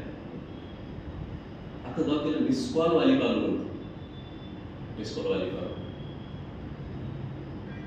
पण आपण या महिलांकडं किती आपला बघण्याचा दृष्टिकोन किती कुत्सित असतो. आणि जेव्हा आपण त्याचं खरं आयुष्य बघायला लागतो तेव्हा आपल्या लक्षात येते आपल्या घरातल्या लेकराचं लग्न होत नाहीये, तर त्याच्या सामाजिक, मानसिक आणि शारीरिक गरजा भागवणारी काही माणसं इथं जिवंत आहेत, काही स्त्रिया जिवंत आहेत म्हणून आपल्या लेकरं माणसं तयार होऊ शकतात. म्हणजे आपण त्या एरियाला जर खलास केलं, शहरातून बाहेर काढून दिलं, तर वेळ आपल्या लेकरांना लागणार आहे. हा भाग असतो त्याकडे विचारच नाही. आणि किती खरं आहे हे वास्तव समाजाचं स्वीकारता आलं पाहिजे, हे या लेखकाची भूमिका आहे, म्हणून तो आहे. त्यानंतर एक मोठासा प्रकरण आहे RCB कंपनीचं मेंबरशिप वगैरे, त्याच्यावर मी बोलत नाही कारण तुम्हाला सगळ्यांना माहिती की आपण एक मेंबर करायचं, त्याच्यानंतर 2-3 करायचे वगैरे. त्याच्यामध्ये खूप लोक गर्भात झाली. मला आठवलं की याच्यामध्ये फार मोठं स्कॅम निघालं होतं त्यावेळेला. आणि याच्यामध्ये कोण अडकलं होतं तर पश्चिम बंगालच्या ज्या मुख्यमंत्री होत्या त्यांचा भाचा होता त्याच्यामध्ये. किती प्रचंड मोठं. पण या मोठ्या लोकांची सगळी फार आरामात सगळ्या गोष्टी व्यवस्थित शिस्तबद्ध पद्धतीने सगळ्या होतात. आणि पुन्हा एकदा आणि आपण ते याच्यासाठी स्वीकारतो की असं म्हटलं जातं की सामाजिक बुद्धिमत्ता किंवा जी सोशल मेमरी असते ती शॉर्ट मेमरी असते. आपण कितीही घटना भयंकर घडू द्या, कधीपर्यंत लक्षात ठेवतो? दुसरी घटना घडेपर्यंत. म्हणजे कोपर्डीसारखी घटना पटकन विसरली जाते कारण त्याच्यावरून फार मोठी घटना आता पडते. म्हणजे या मोठ्याला लागलंय, फार दुखतंय, 2 दिवसांनी याला लागू, हे विसरून जात होतो आपण स्वतःच सुद्धा. आणि यालाच दुखायला लागलं होतं. Short memory, social memory is the short memory असं म्हटलं जातं. आणि म्हणून ही घटना सुद्धा याच्यामध्ये फार सुंदर पद्धतीनं पडलेली आहे. मला उल्लेख करायचा अजून एका कुटुंबाचा याच्याबद्दल. म्हणजे 2 कुटुंब आहेत अजून या कादंबरीमध्ये. सगळ्यात ठळक वाटणारी 2 कुटुंब आहेत. शेरू नावाचं एक मुस्लिम समाजाचं कुटुंब आहे. शेरूचा बाप या नाना पाटलाच्या घरी विस्थापित म्हणून आलेला आहे. तो तिथेच राहिला, घरकाम करायचं, शेतकाम करायचं, मिळेल तो तुकडा खायचा आणि त्यांची सेवा करायची. तो मिळून करून गेला, जुन्या काळातला आहे. शेरू हा थोडासा प्रौढ, त्याचा मुलगा आता प्रौढपणामध्ये झालेला आहे. त्याला काहीच नाही, शेती नाही, बाडी नाही, घर नाही, दार नाही, काही नाही त्याला. पण त्याचं लग्न झालं. आणि मग नानानीच काय केलं की एक पत्र्याची खोली देऊन टाकली त्याला बाजूला, इथंच राहा, संसार कर, माझी शेती बघ, माझ्या घरातली कामं बघ. शेरू इमानीद्वारे पार पडतो. मुस्लिम कुटुंब आहे ते, इमानीद्वारे. त्याची बायको चांदवी नावाची, फार असं प्रामाणिकपणे सेवा करते सगळ्यांची. आता त्यांना 4 लेकरं झाली. सलीम, मुन्ना, गुलाब आणि सगळ्यात लहान आहे तो कलीम. अशी 4 लेकरं आहेत त्यांना. संसार वाढलाय, ती सगळी त्या लेकरं आता मोठी झाली आणि त्यांची लग्न व्हायला आलेली आहे. लेकरांची 4 2 पोरी आहेत, त्या पोरीची लग्न झाली. पण या 4 मुलांच्या तर लग्न होत आहे. आता प्रश्न आहे त्याच्या खोलीचा करायचा, राहायचा. मग तो फार मिळते बघा हे कुटुंब या कादंबरीवर. अप्रतिम मिळते. कसलं व्यसन नाही लेकरांना. असे बघा तुम्ही मुस्लिम धर्मातले लोक, या समाजातले लोक तरी कमी पडलेले दिसतात. थोडं निरीक्षण करा समाजाचं. ही सगळी बिदाडी मंडळी कोणाची असतात? ही सगळे आपल्याकडचाच कार्यक्रम असतो, जाहीर कार्यक्रम असतो. म्हणजे कधी कधी मला तर असं वाटतं की दुसऱ्या दिवशी पर्यंत सकाळपर्यंत सापडत नाही ती. काल गेली कोण असतं कुठंतरी, मग बाबा शोधायला तयार नाही कारण त्याला माहिती असते उद्या सकाळपर्यंत कुठंतरी येतच त्याची. एवढी फार गडबडीत झाली, सगळी समाज व्यवस्था नसून गेली.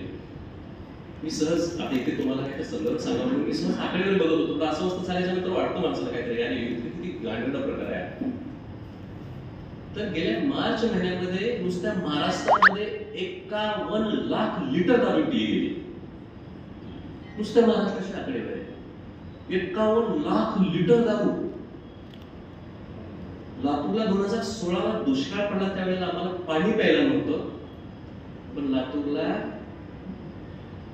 दारू बनवायची फॅक्टरी सुरू होते.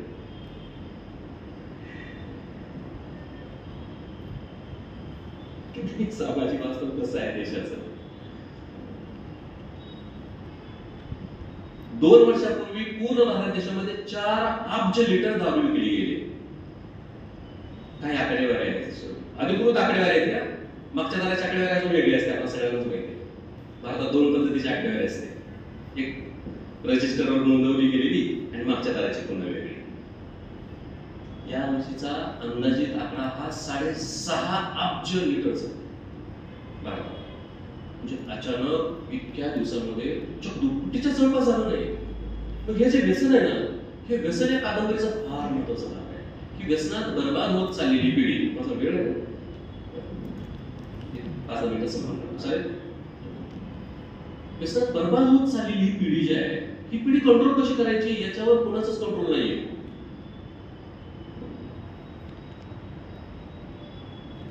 अरुंधत्याने पाठीमागे अरुंधत्यांचं प्रकरण तुम्हाला सगळ्यांना माहिती आहे. स्वतःच्या लेकराविरुद्ध त्यांना जाहीर द्यावं लागलं की हा मुलगा माझा स्वतःचा जरी असला तरी माझ्या नावावर कोणी पैसे देऊ नये. अरुंधते म्हणजे काही साधा माणूस नाहीये, अख्ख्या देशाला माहीत परिचित असणारा माणूस आहे. एवढा मोठा शुक्रतारा मंगळवारा एवढी ख्याती मिळवलेला तो माणूस. स्वतःच्या एकुलत्या एक मुलाविषयी त्याला जाहीर प्रकटन द्यावं लागलं पेपरमध्ये, याला कोणी मदत करू नका, कारण तो माझा जरी मुलगा असला तरी आता तो माझ्या काबूत राहिलेला आहे, प्रवेशनाच्या आहारी गेलेला आहे आणि तो आमचा त्याचा माझ्याशी काहीच संबंध नाही असं जाहीर पेपरमध्ये द्यावा लागला जाहिरात. स्वतःच्या एकुलत्या एक लेकरांची इतक्या मोठ्या घरात सगळे करत असेल, तोच मुलगा 3-4 दिवशी सडलेल्या अवस्थेमध्ये बेमोत मेलाय रस्त्यावर. बापाच्या समोर लेकराच्या धिंडच्या धिंड निघतात. कितीतरी समाज तुम्ही पाहताय. परवा दिवसाचं प्रकार आहे सोलापूरला. हेच ऍक्च्युअल जशीच्या तशी माझ्याकडे डाउनलोड केलेली बातमी सोशल मीडियाला अजून फिरते. स्वतःच्या बापानं पुन्हा लेकराला जाहिरात दिली पेपरमध्ये, सही सहित त्या जाहिरात माझ्याकडे. एक 5-6 वर्षापूर्वी व्यसन कसे बदलत आहेत, म्हणजे बदलत्या व्यसनाचा सुद्धा कसा आढावा घेता येईल त्यावर. म्हणजे 5-6 वर्षापूर्वी मला एका कार्यक्रमाच्या निमित्तानं ठाण्याला गेलो होतो आणि लावचटांचं तर आपण सगळेजण नाव माहिती आहे. आणि लावचटांनी मुक्तांगण नावाची तिथे एक मुक्तिव्यसन केंद्र सुरू केलेलं आहे. त्याचे एक संचालक सध्या आनंद नागरे, तर ते माझं थोडंसं त्यांच्याकडे काम होतं म्हणून आम्ही तिथे गेलो आणि आम्हाला तो मुक्तांगण परिसर व्यसनमुक्ती केंद्र ठाण्याचं पाहता आलं. ज्यावेळेस पाहिलं ना, म्हणजे आपण शक्यता सुद्धा करणार नाही तुम्ही खतरनाक व्यसन हे लेकर करताय. काही लेकर म्हणजे काही तरुण अलीकडची व्यसन वेड्यांची, दारूची, गांजाची नाही आहेत. आता त्याच्यातही बदल झाला लागला. एक तर व्यसन तुम्हाला सांगतो, अक्षरशः मला कल्पना सुद्धा करत नव्हतं. एक पोरगा 7वी-8वीचं काहीतरी पोरगा होतं. व्यसनमुक्ती केंद्रात त्याला दाखल केलं म्हणजे किती बरबाद झाला असेल ते. आणि काय व्यसन आहे त्याचं? कॅरीबॅग तो अशी आडवी आपल्या डोक्याला घालतो आणि इथं आल्याच्या तो असं जोरदार पीळ घालायचं आणि हवा बंद करायचं डोकं. कॅरीबॅगवर हवा बंद करायचं, हवा अजिबात जाणार त्याची काळजी घ्यायची. आणि श्वास जो आपला निघतो, आपल्या सगळ्यांना माहिती आहे कार्बन डायऑक्साईड सोडतो आणि मधला ऑक्सिजन सगळा संपून टाकायचा कॅरीबॅग मधला, हवा बंद करायचं आणि अक्षरशः जीव जाणार एवढं दूध मारवायचं स्वतःला.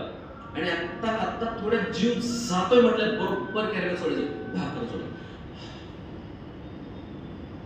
व्यसन आहे तर चाटाच पडलो. हे व्यसनाचे प्रकार अलीकडच्या काळातल्या पिढीचे. राणीबंग ज्या एरियामध्ये काम करतात ना, आदिवासी बहुल एरिया, शासनाने तिथे पत्र काढलं 4 वर्षापूर्वी, एका पुस्तकामध्ये वाचलं त्यांच्या. 4थीची लेकरं, त्यांनी त्यांच्याकडे काही लिहिलं, 4थीची लेकरं एकमेकांना तंबाखू मागून करतात. 4थीची लेकरं का बरं? कारण सगळ्यांची माय बाप तंबाखू. तिथं पत्र काढावं लागले की बाबा इथल्या शाळेच्या भोवतीच्या सगळ्या पाणटपऱ्या हटवून, शाळेच्या भोवती सगळ्या पाणटपऱ्या. समाजाला ज्या घटनांची गरज आहे, अशा व्यसनानं बर्बाद होणारी ही सगळी पिढी त्याच्यामध्ये येते. हे कादंबरीचा अजून एक महत्वाचा भाग. त्याच्यानंतर काळेगंधे, मटकाकी वगैरे ह्या सगळ्या गोष्टी पुन्हा त्याच्यामध्ये आला. म्हणजे होतंय कसं बघा, माझीच एक अशी कविता आहे की तुझी वाहा वाहा माझी हाजी हाजी, शेंबडाची भाजी केली आहे.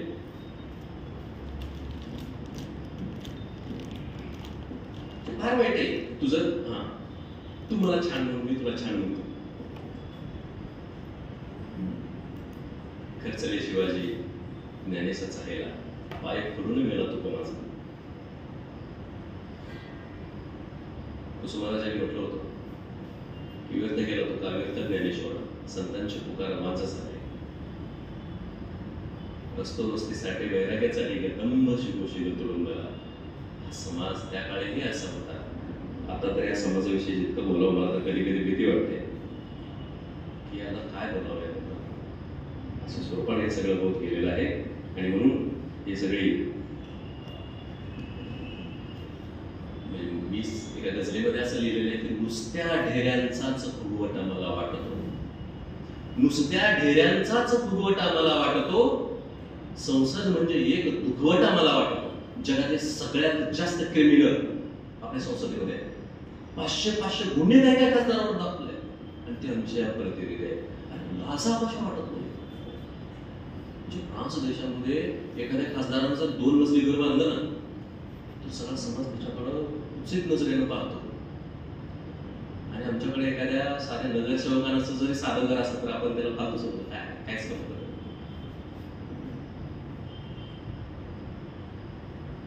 की नुसत्या ढेऱ्यांचाच फुगवटा मला वाटतो, संसद म्हणजे एक दुखवटा मला वाटतो, आणि ही जगण्याची स्पर्धा की मरण्याची शर्यत, ही जगण्याची शर्यत की मरण्याची स्पर्धा, देश एक भावी मसरवाटा मला वाटतो. या देशाचा मसरवाटा होईल सांगता येत नाही अशी परिस्थिती आहे. आणि अंधुक तोंडाची ही माणसे धुरासारखी, धर्माचा तर रंग खरकटा मला वाटतो. गोठणबिंदूच्याही खाली मानवाला, गोठणबिंदूच्याही खाली मानवाला वाढणारा चिक्कार गारठा मला वाटतो. आणि संसद म्हणजे एक मुखवटा मला वाटतो.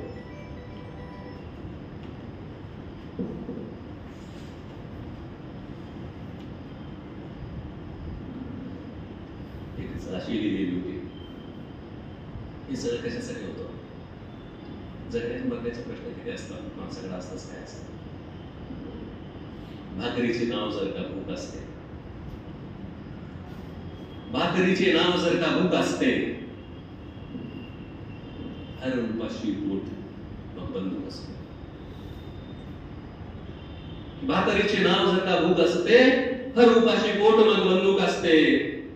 फक्त चिमण्या तेवढ्या परतून आल्या, फक्त चिमण्या तेवढ्या परतून आल्या, कसपटाचे घर खरे भावूक असते. जितकी जास्त मोठी मोठी गरज झाली तितका माणूस एकटा होत गेला. एका कार्यक्रमाला गेलो होतो, एक अनुभव सांगतोय 5 मिनिटांमध्ये होतो की एका कार्यक्रमाला गेलेलो होतो. कार्यक्रम संपला आणि एक वृद्ध माणूस बाजूला बसलेला, मी त्यांच्यासोबत थोडंसं बाजूला बसलो, निघत होतो. त्यांनी माझ्याकडे बघितलं, ते काय कार्यक्रमाला होते, त्यांनी माझ्याकडे बघितलं, अरे तू कधी आला? ओळख नाही काही नाही. माझ्याकडे बघितलं, अरे तू कधी आला? म्हणजे मी म्हटलं असं बराच वेळ झाला आलो. किती दिवसात आला म्हणजे तू? असं म्हटल्याच्यानंतर मी थोडंसं कन्फ्युज झालो. मी म्हटलं असं तुम्हाला कोण पाहिजे, कारण आपली तर ओळख नाही. तर म्हातारच्या डोळ्यातून अशी डोळे, मला वाटलं माझा नातू आहे. मी माझ्या नातवाला शेवटचं 7वीत असताना पाहिले, आता त्याची लेखच सांगितली. माझ्या नातवाला मी शेवटचं 7वीत असताना पाहिले. नातू लेखाचा लेख असं म्हणतात की नातू म्हणजे आजोबाचं बालपण असतं आणि म्हणून मुलापेक्षा सुद्धा आजोबाचं जास्त नातवासोबत पडतं. ही पिढी नाहीये, सोबत नाही. आणि ही सामाजिक वास्तवाची जाण कुठेतरी पुढच्या साहित्यामध्ये घेतली जावी. आता या कादंबरीच्या सगळ्यात शेवटी मला या कादंबरीमध्ये म्हणजे जिथं आता तो कौतुक केलं, तारीफ केली तर योग्यच आहे, या सन्मान करण्यासाठीच कादंबरी आहे. पण काय सुकलेले डोळे सुद्धा असतात. अलीकडे गावं बदलत आहेत, म्हणजे सगळीच गावं वाईटच होत आहेत अशातली गोष्ट नाही. काही गावं आम्हाला आदर्श घ्यावेत असे सुद्धा झालेले आहेत.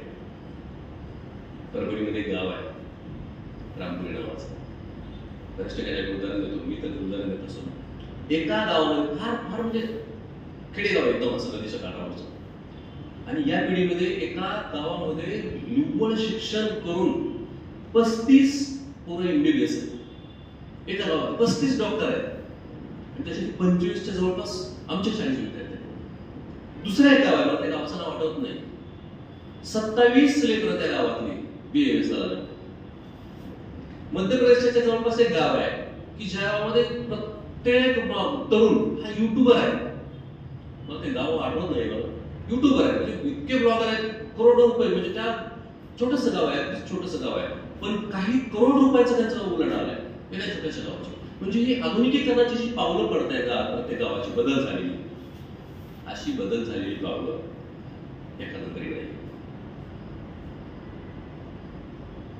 कदाचित आपण असं समजूयात की याच्या पुढं लेखकाला याची दखल घ्यावी लागेल.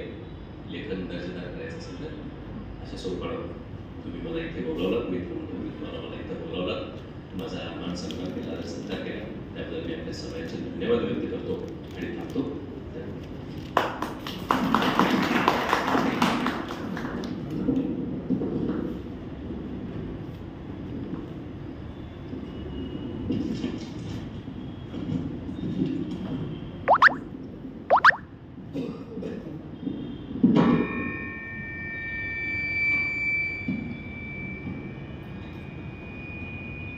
सर जवळपास 6 वाजून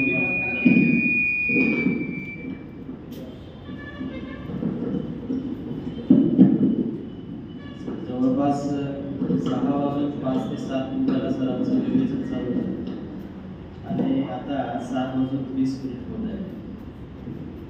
जसं सरांनी या कादंबरीचं विवेचन केलेलं आहे, आपल्या आजूबाजूची परिस्थिती निश्चितच बदललेली आहे. दखल घेण्यासाठी काही पात्र सुद्धा उभारून आपल्याला दिसून येतात. तर या ठिकाणी मन सुन्न करणारी कादंबरी म्हणण्यापेक्षा बधीर अवस्थेत गुण झालेली कादंबरी ही आपल्या समाजाचं प्रतिबिंब या ठिकाणी व्यक्त केलेलं आहे सरांनी. यानंतरची वेळ आहे, या कादंबरीच्या संदर्भाने आपल्या मनातल्या शंका कुशंका जे काही प्रश्न असतील तर आपण उपस्थित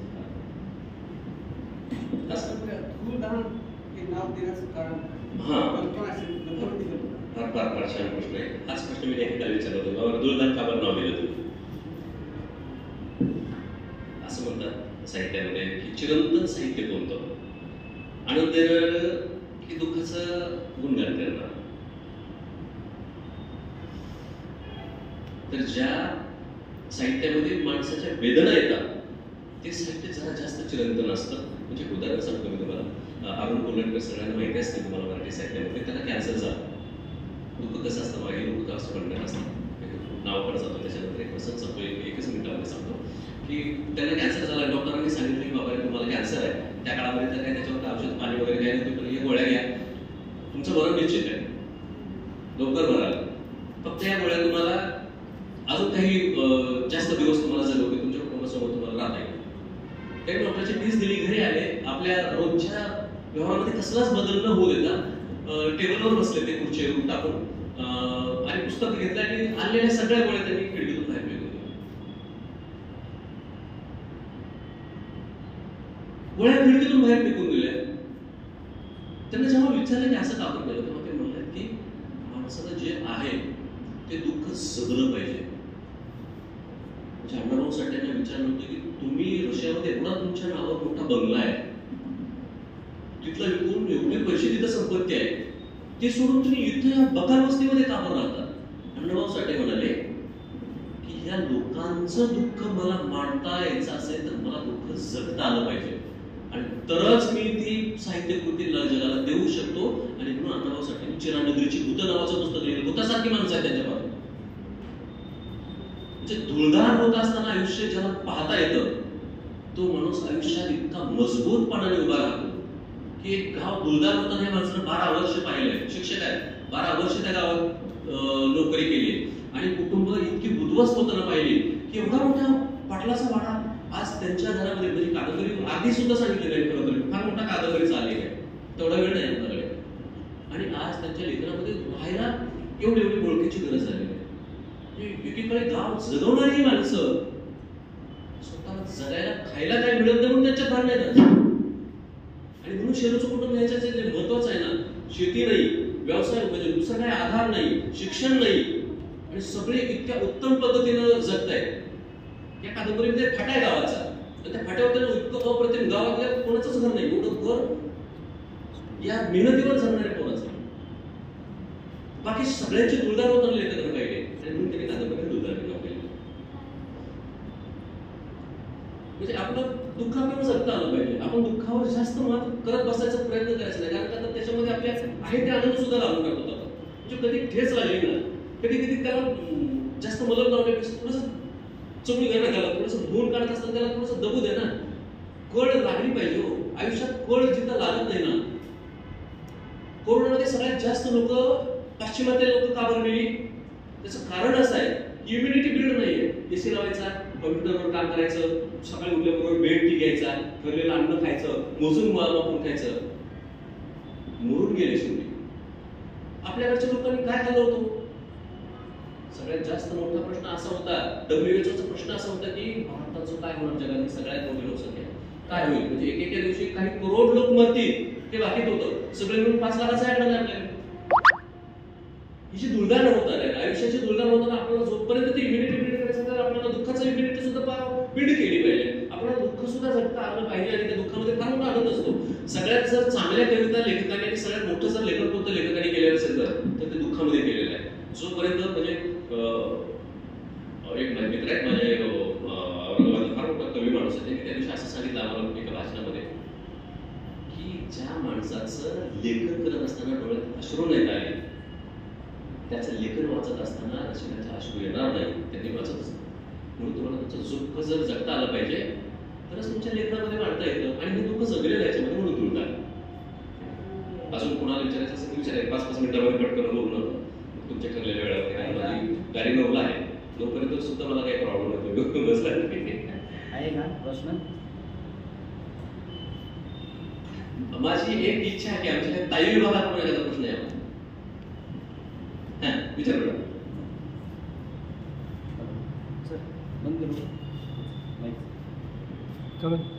विचार मायक्रो विचार म्हणजे सगळ्यांपर्यंत जाऊन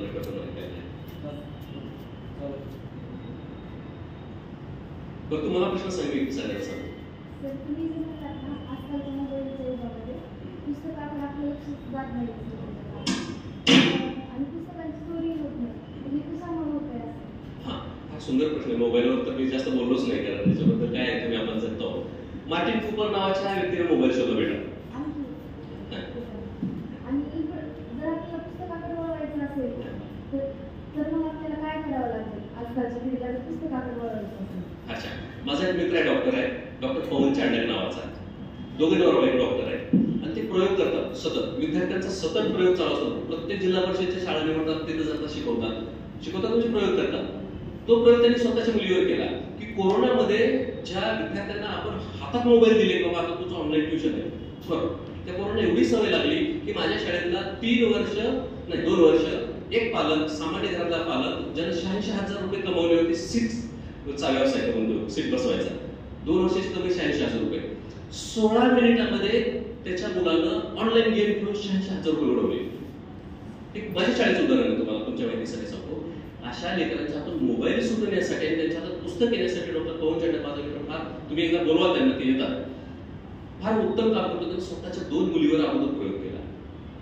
आज त्यांनी पहिला आपल्या लेकरांना असं सांगितलं की कसल्याही प्रकारचं मोबाईल गुगल सर्च न करता या लेखकाची पूर्ण नावं शोध, त्या लेखकाची पूर्ण नावं शोध. मग त्याच्यासाठी त्या लेखनाला शोधायच्यासाठी शेजारचा काका असतो, मग तो शेजारी जाते की कोणी काका सोबत का पूर्ण नाव काय सांगा, या लेखकाचं पूर्ण नाव काय सांगा. भारतीय समाजात मी एका पालक सभेला बोलत असताना एका असं म्हटलं होतं की समोर माझ्या सुशिक्षित पालक आहे ना, कॉलेजच्या पोरांचे पालक आहे, आणि मी त्यांना म्हटलं की मी हात वर करतो, 5 बोट आहेत, फक्त भारतातील 5 शिक्षण तज्ञ सांगा. याच हातावरचे या काही पालकांना सांगितलं. बरं चला 5 विचारवंत सांगा, नाही. 5 शास्त्रज्ञ सांगा, नाही. आमच्या सगळ्यांची परिस्थिती आहे. कारण का तर आम्हाला एक इंग्रजीमध्ये पुस्तक आहे, त्या पुस्तकाचं नाव आहे व्हॉट वॉट्स टू मिलिनियर, असं पुस्तक गटा वाच तुला जर इंग्रजी जमत असेल तर, किंवा त्याचं मराठी पण अनुवाद आलेला आहे. त्याच्यामध्ये जागतिक स्तरावर असं लिहिलं गेलेलं आहे की या मिलिनियरच्या तरुणाईत असणाऱ्या सगळ्या तरुणांना काय पाहिजे, तर त्याच्यात एकच थीम आहे, 2 GB डेटा. म्हणजे 2 GB डेटा ज्या दिवशी या लेकरांच्या हातात पडणार त्या दिवशी ही लेकरं वेड्या झाल्यासारखी होती. आणि म्हणून काळातून माणसं एका कार्यक्रमाला गेलो होतो पुण्यामध्ये, रविवारचा दिवस, एक कुटुंब अख्खं एन्जॉय करण्यासाठी आलेलं आहे बघा. आणि कार्यक्रम संपला आणि हॉटेलमध्ये जेवायला गेलो. आमचा टेबल असा आणि कसं म्हणजे समोरच्या टेबलवर आता मी लेखक असल्यावर थोडंसं निरीक्षण असतं. 2 नवरा बायको होते आणि त्यांची 2 लेकरं आम्हाला जेवायला बसले. चौघात जेवायला बसले, एन्जॉय करण्यासाठी आलेले. चौघांच्या हातामध्ये आयफोन आहे. कोणीच कोणाला बोलत नाहीये. वेटर आलाय समोर आणि वेटर पुणे मुंबई सारख्या ठिकाणचे वेटर बोलत नाही. ते येऊन असं उभं ते जोपर्यंत ऑर्डर दिलं तोपर्यंत ते हलवत नाही. कुणाचंच लक्ष नाही त्या वेटर कडं. सगळे जाऊन मोबाईल घेऊन बसले. मी त्यांना फक्त ऑर्डर देताना बोलताना बघितलं. अख्खा जेव्हा कोणीच कोणाला बोललं नाही. ही कुटुंब व्यवस्था सगळी संपली ना मीडियामुळे.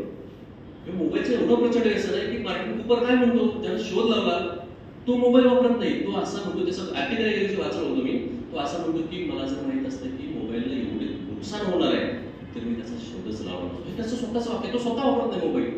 ऍपल निर्मिती कंपनीचा जो निर्माता आहे तो स्वतः ऍपलचा मोबाईल वापरत नाही. बारका छोटा डबा मोबाईल वापरतो. म्हणजे याच्यातून जर बाहेर यायचं असेल तर आपल्याला मुद्दाम प्रयत्न करायला लागेल. त्याच्याशिवाय काही गोष्टी मुद्दाम करायच लागतात आपल्याला. तरच ही पिढी अक्षरशः तुम्हाला सगळ्यांनाच माहित असेल, चुलत भावाच्या ओळखी नाही. तो मी आता सांगितलंच, नातवाला ओळखत नाही आजोबा. एवढी वाईट अवस्था आहे जेव्हा महाराष्ट्रात देशाला कधी पाहिली नाही. अशा अवस्था सोशल मीडियाला झालेल्या आहे, मोबाईलला झालेल्या आहे. आणि तुम्ही त्या मोबाईल जोपर्यंत वापरत नाही, काही दिवसानं अशा सर्व असं सांगतात की भारतातली किंवा सगळ्याच पृथ्वीवरच्या लोकांचं तोंड असं पुढे येईल. म्हणजे येणारी आपली कदाचित 8वी 9वी 10वी 11वी 12वी 100वी पिढी अशी असेल की ज्याला हे पूर्ण सगळं असं पुढे आलेलं असेल चोचीसारखं. का बरं असेल तर त्याच्या पाठीमागची कारण सांगायला आली शास्त्रज्ञ. एवढं आमच्या डोक्यावर या सगळ्या मीडियानं मोबाईलनं एवढा मारा केलाय. एक काळ तर असं होतं की आपण तोंडाचा पाऊट केल्याशिवाय सेल्फी काढत होतो असं. म्हणजे आपल्या चेहऱ्याची रचना सुद्धा बदलली जाणार आहे. याची तर किती बदलली झाली असेल. आणि म्हणून लेखक पुस्तकाकडे येत नाही. आज ही पुस्तकं खपली जातात. आज ही बेस्ट सेलर पुस्तकं मराठीमध्ये लाखो आहेत, हजारो आहेत, पण ती फार कमी लोकांच्या घरात आहे. म्हणून मी खूपदा सांगत असतो बाबा, आपल्या घरात अगोदर आपण पालक म्हणून जोपर्यंत पगारातलं एक पुस्तक, मी माझ्या पगारात 10% पुस्तकावर खर्च करतो, माझ्याकडे पुस्तकाचं आहे कोणत्याही असं नाही. जोपर्यंत आपण आपल्या घरात पुस्तक आणून ठेवत आहे तोपर्यंत पुस्तक आपल्या लेकरांना पुस्तकाला पहिलं तरी सुद्धा त्या व्यक्तीचे समाधान आहे. किंवा तुम्ही एक पुस्तक वाचल्याच्या नंतर लेकरून असं तरी सांगता आहे कोण आहे तुळजा पुष्कळ झालं त्या दिवसाचं दिवस संपलं झालं. असं केलं तर आपल्याला पुस्तकाकडे कधीतरी सवय लागणार आहे. आणि आता मोबाईल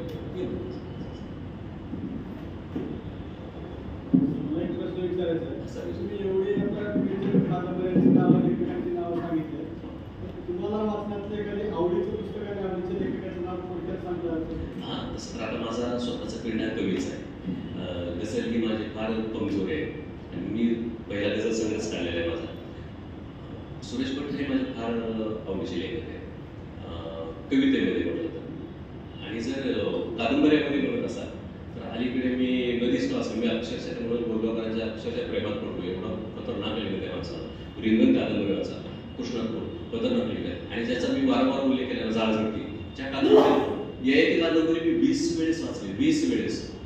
म्हणजे खांडेकरांच्या लेखनाला तोड नाही असं वाटायचं.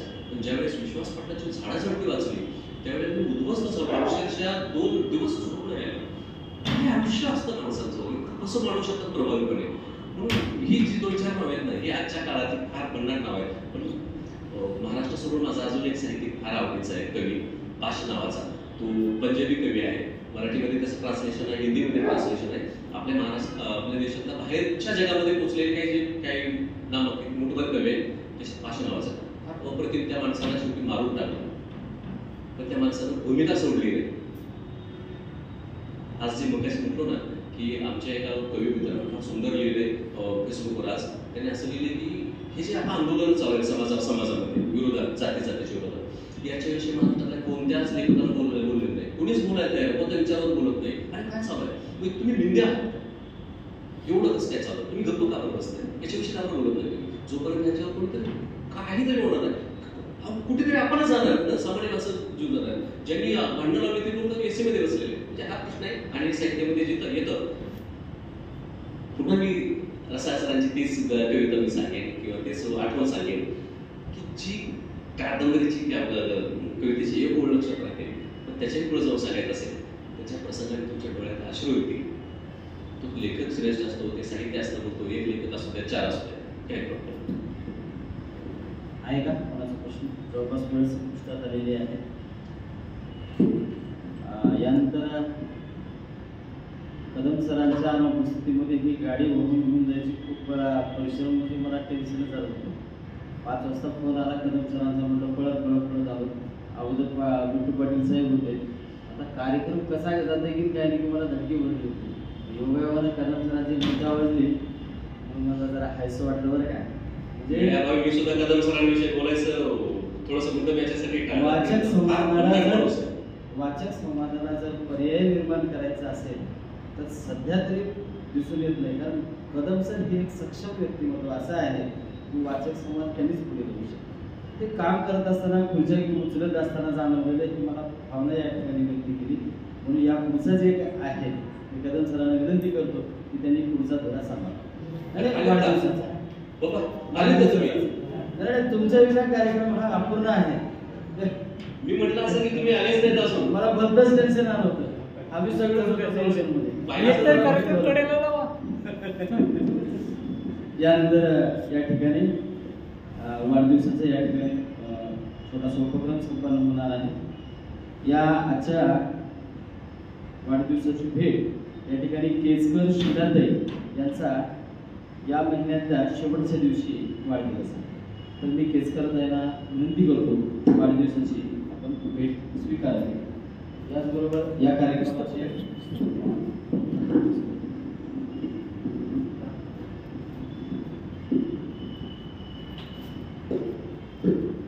मी या कार्यक्रमाचे संवादक यांना विनंती करतो की सृजनतेचे लेणे मी केसकर ताईंना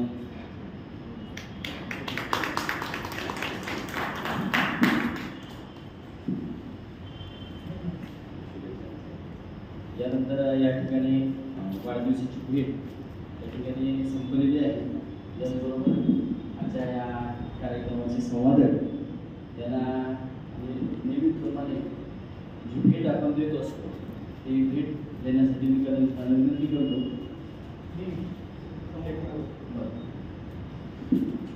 मी या ठिकाणी उद्धव महाराज हरपुरे यांना विनंती करतो की त्यांनी आजच्या या संवादकाला ग्रामगीता आणि संवादकाचे प्रमाणपत्र सदापुरी देशभरात प्रमाणपत्र देऊन सन्मानित करण्यात यावं ही विनंती.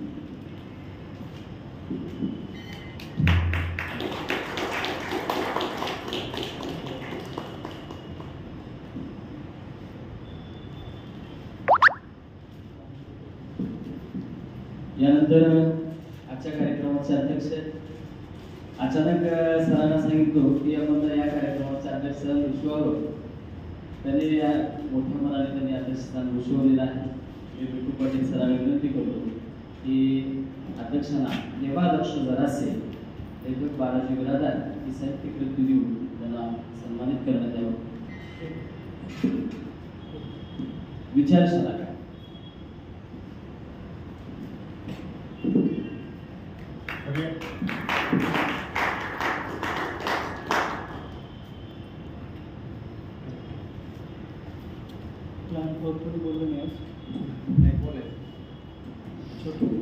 आजच्या संवादकाची प्रेरणा घेऊन आपल्याकडे एक छोटीशी मुलगी या ठिकाणी उपस्थित झालेली आहे.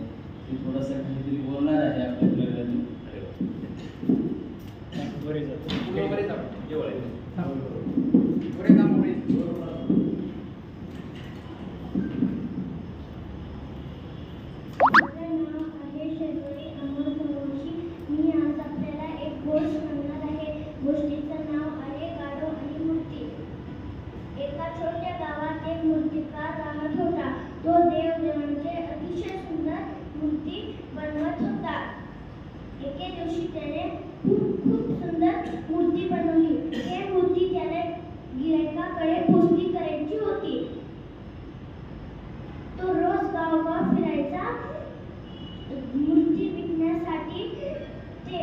त्याचे खूप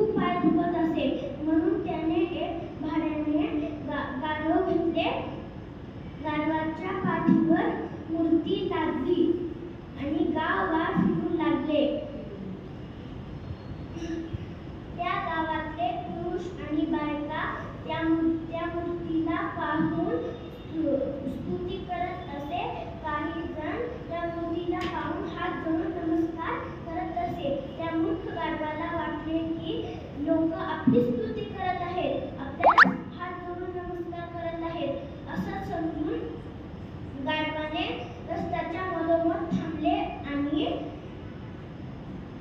जोरजोरात ओरडू लागले.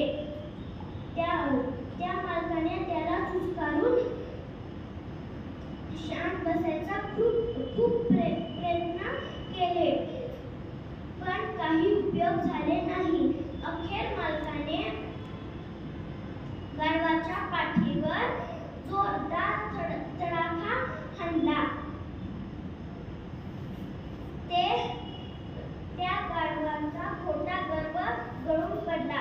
ते गाढव तळ्यावर आले आणि निमडून पुढे चालू लागले.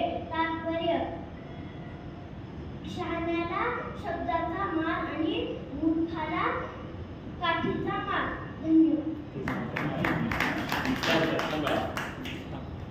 संवादकांचे असतील.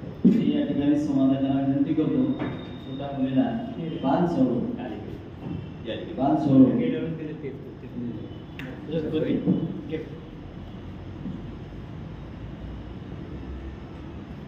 गेल्या वेळेसचं बक्षीस राहिले बाळा. तुझं पुस्तक कोणतं पाहिजे तुला ते सांग ना.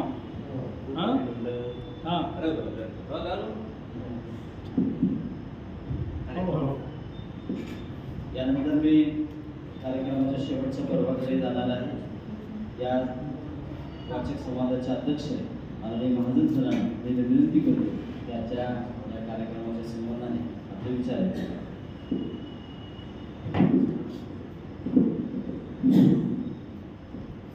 आजच्या कार्यक्रमाला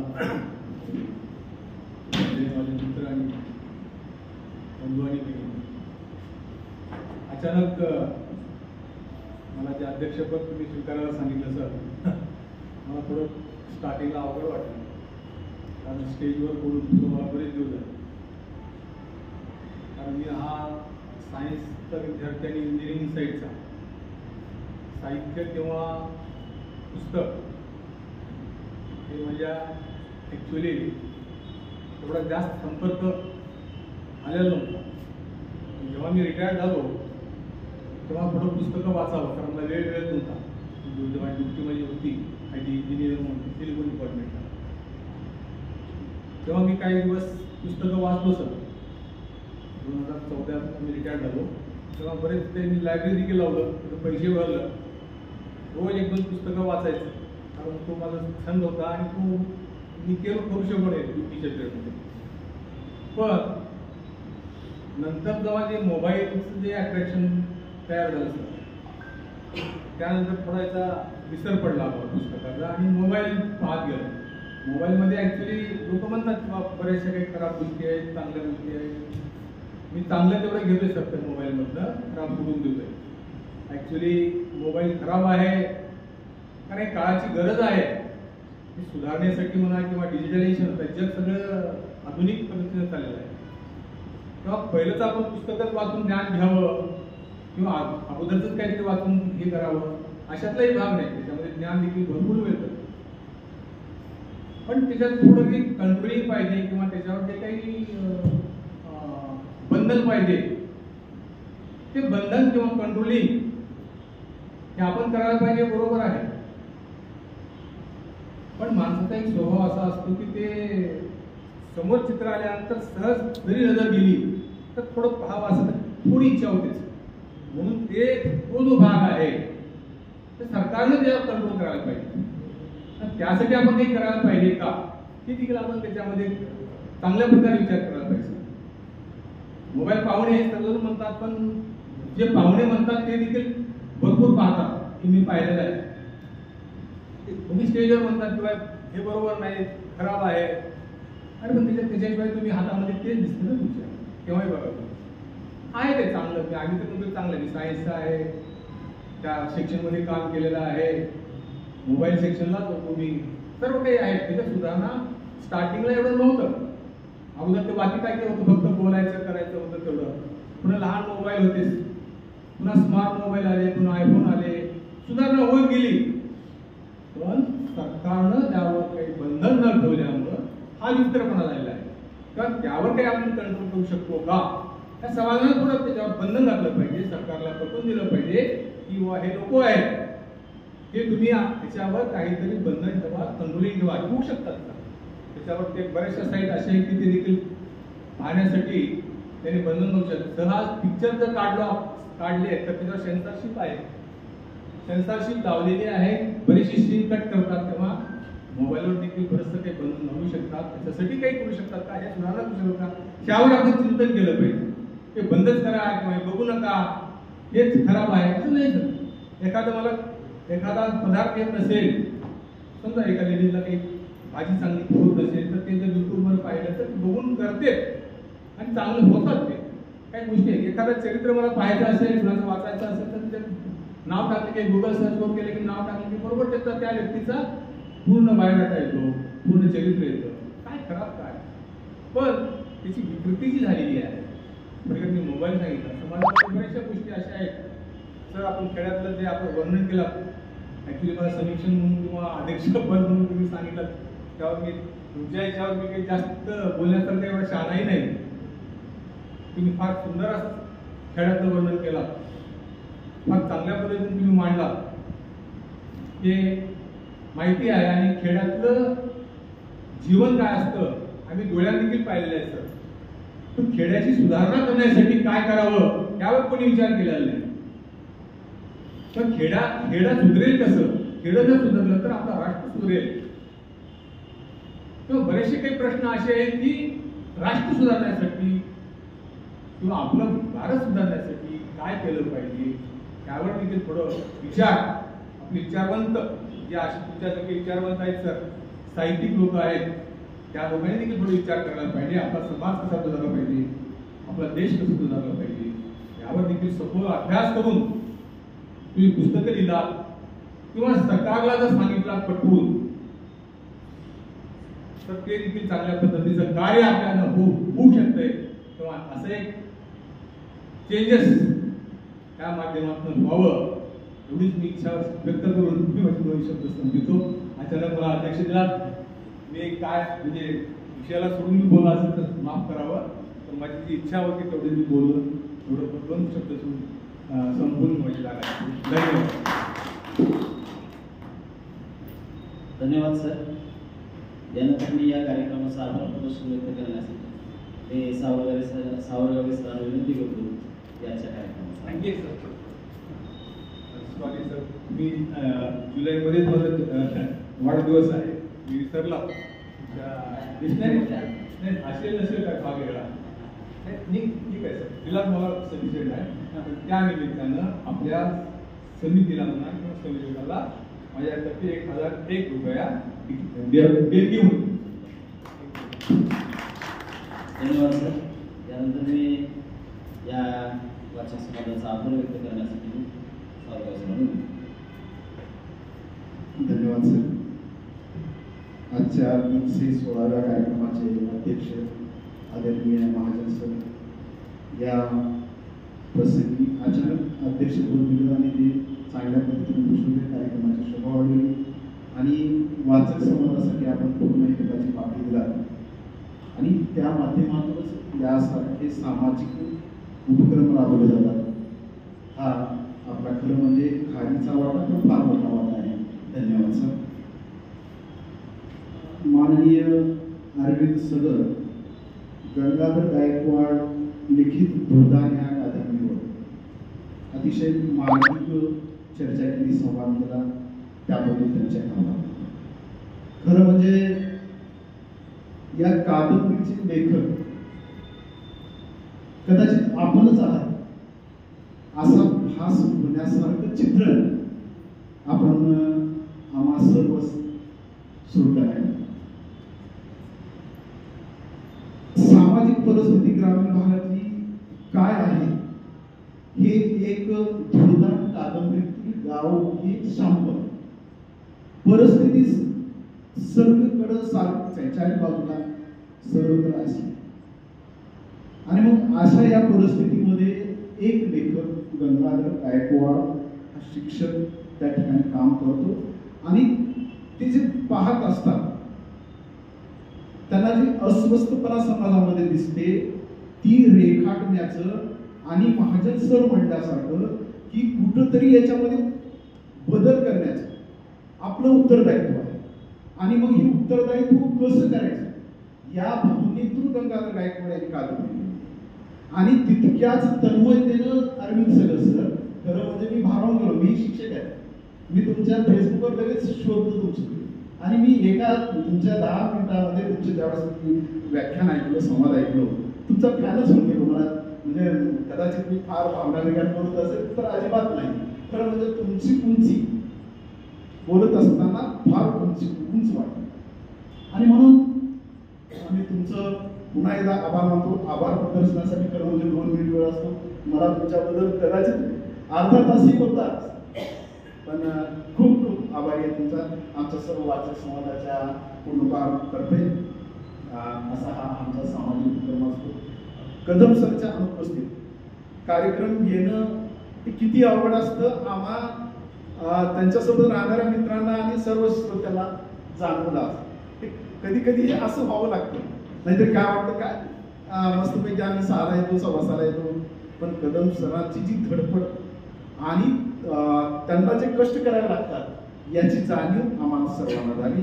आणि त्यांच्या अनुपस्थितीमध्ये स्वामी सरांनी, राजपाल सरांनी, आमच्या सर्व टीमनी अतिशय म्हणजे कौशल्यपूर्ण आणि काय म्हणतो आपण फार मेहनतीनं उपक्रम राबवले. त्यांच्याबद्दल त्यांचेही मी या ठिकाणी मंचावरून आपलेही आभार मानतो. आणि सर्व श्रोते आपण संवाद यांचेही आभार मानतो. आणि या उपक्रमामध्ये आणखी एक उपक्रम आम्ही वाचाल तर वाचाल, मग ही सुरुवात कुठून करायची तर अगदी बाल वयातल्या लेकरापासून सुरुवात केली पाहिजे. हा अनोखा उपक्रम सरांनी राबवला. आणि मग त्या सी पाटीबा त्यांचं अनुकरण आमचे लहान लेकरं करत आहेत. आणि तो एक उपक्रम या ठिकाणी चांगल्या पद्धतीने राबवला जात आहे. शर्वरी सोमवंशी या लहान मुलीनं आपल्या बोलीभाषेमध्ये वाचलेल्या पुस्तकावर आपल्याशी संवाद साधला. तिचेही खूप खूप आभार. अशा पद्धतीनं या ठिकाणी 316वा कार्यक्रम अध्यक्षाच्या वतीनं बोलून आहेत असं मी धन्यवाद.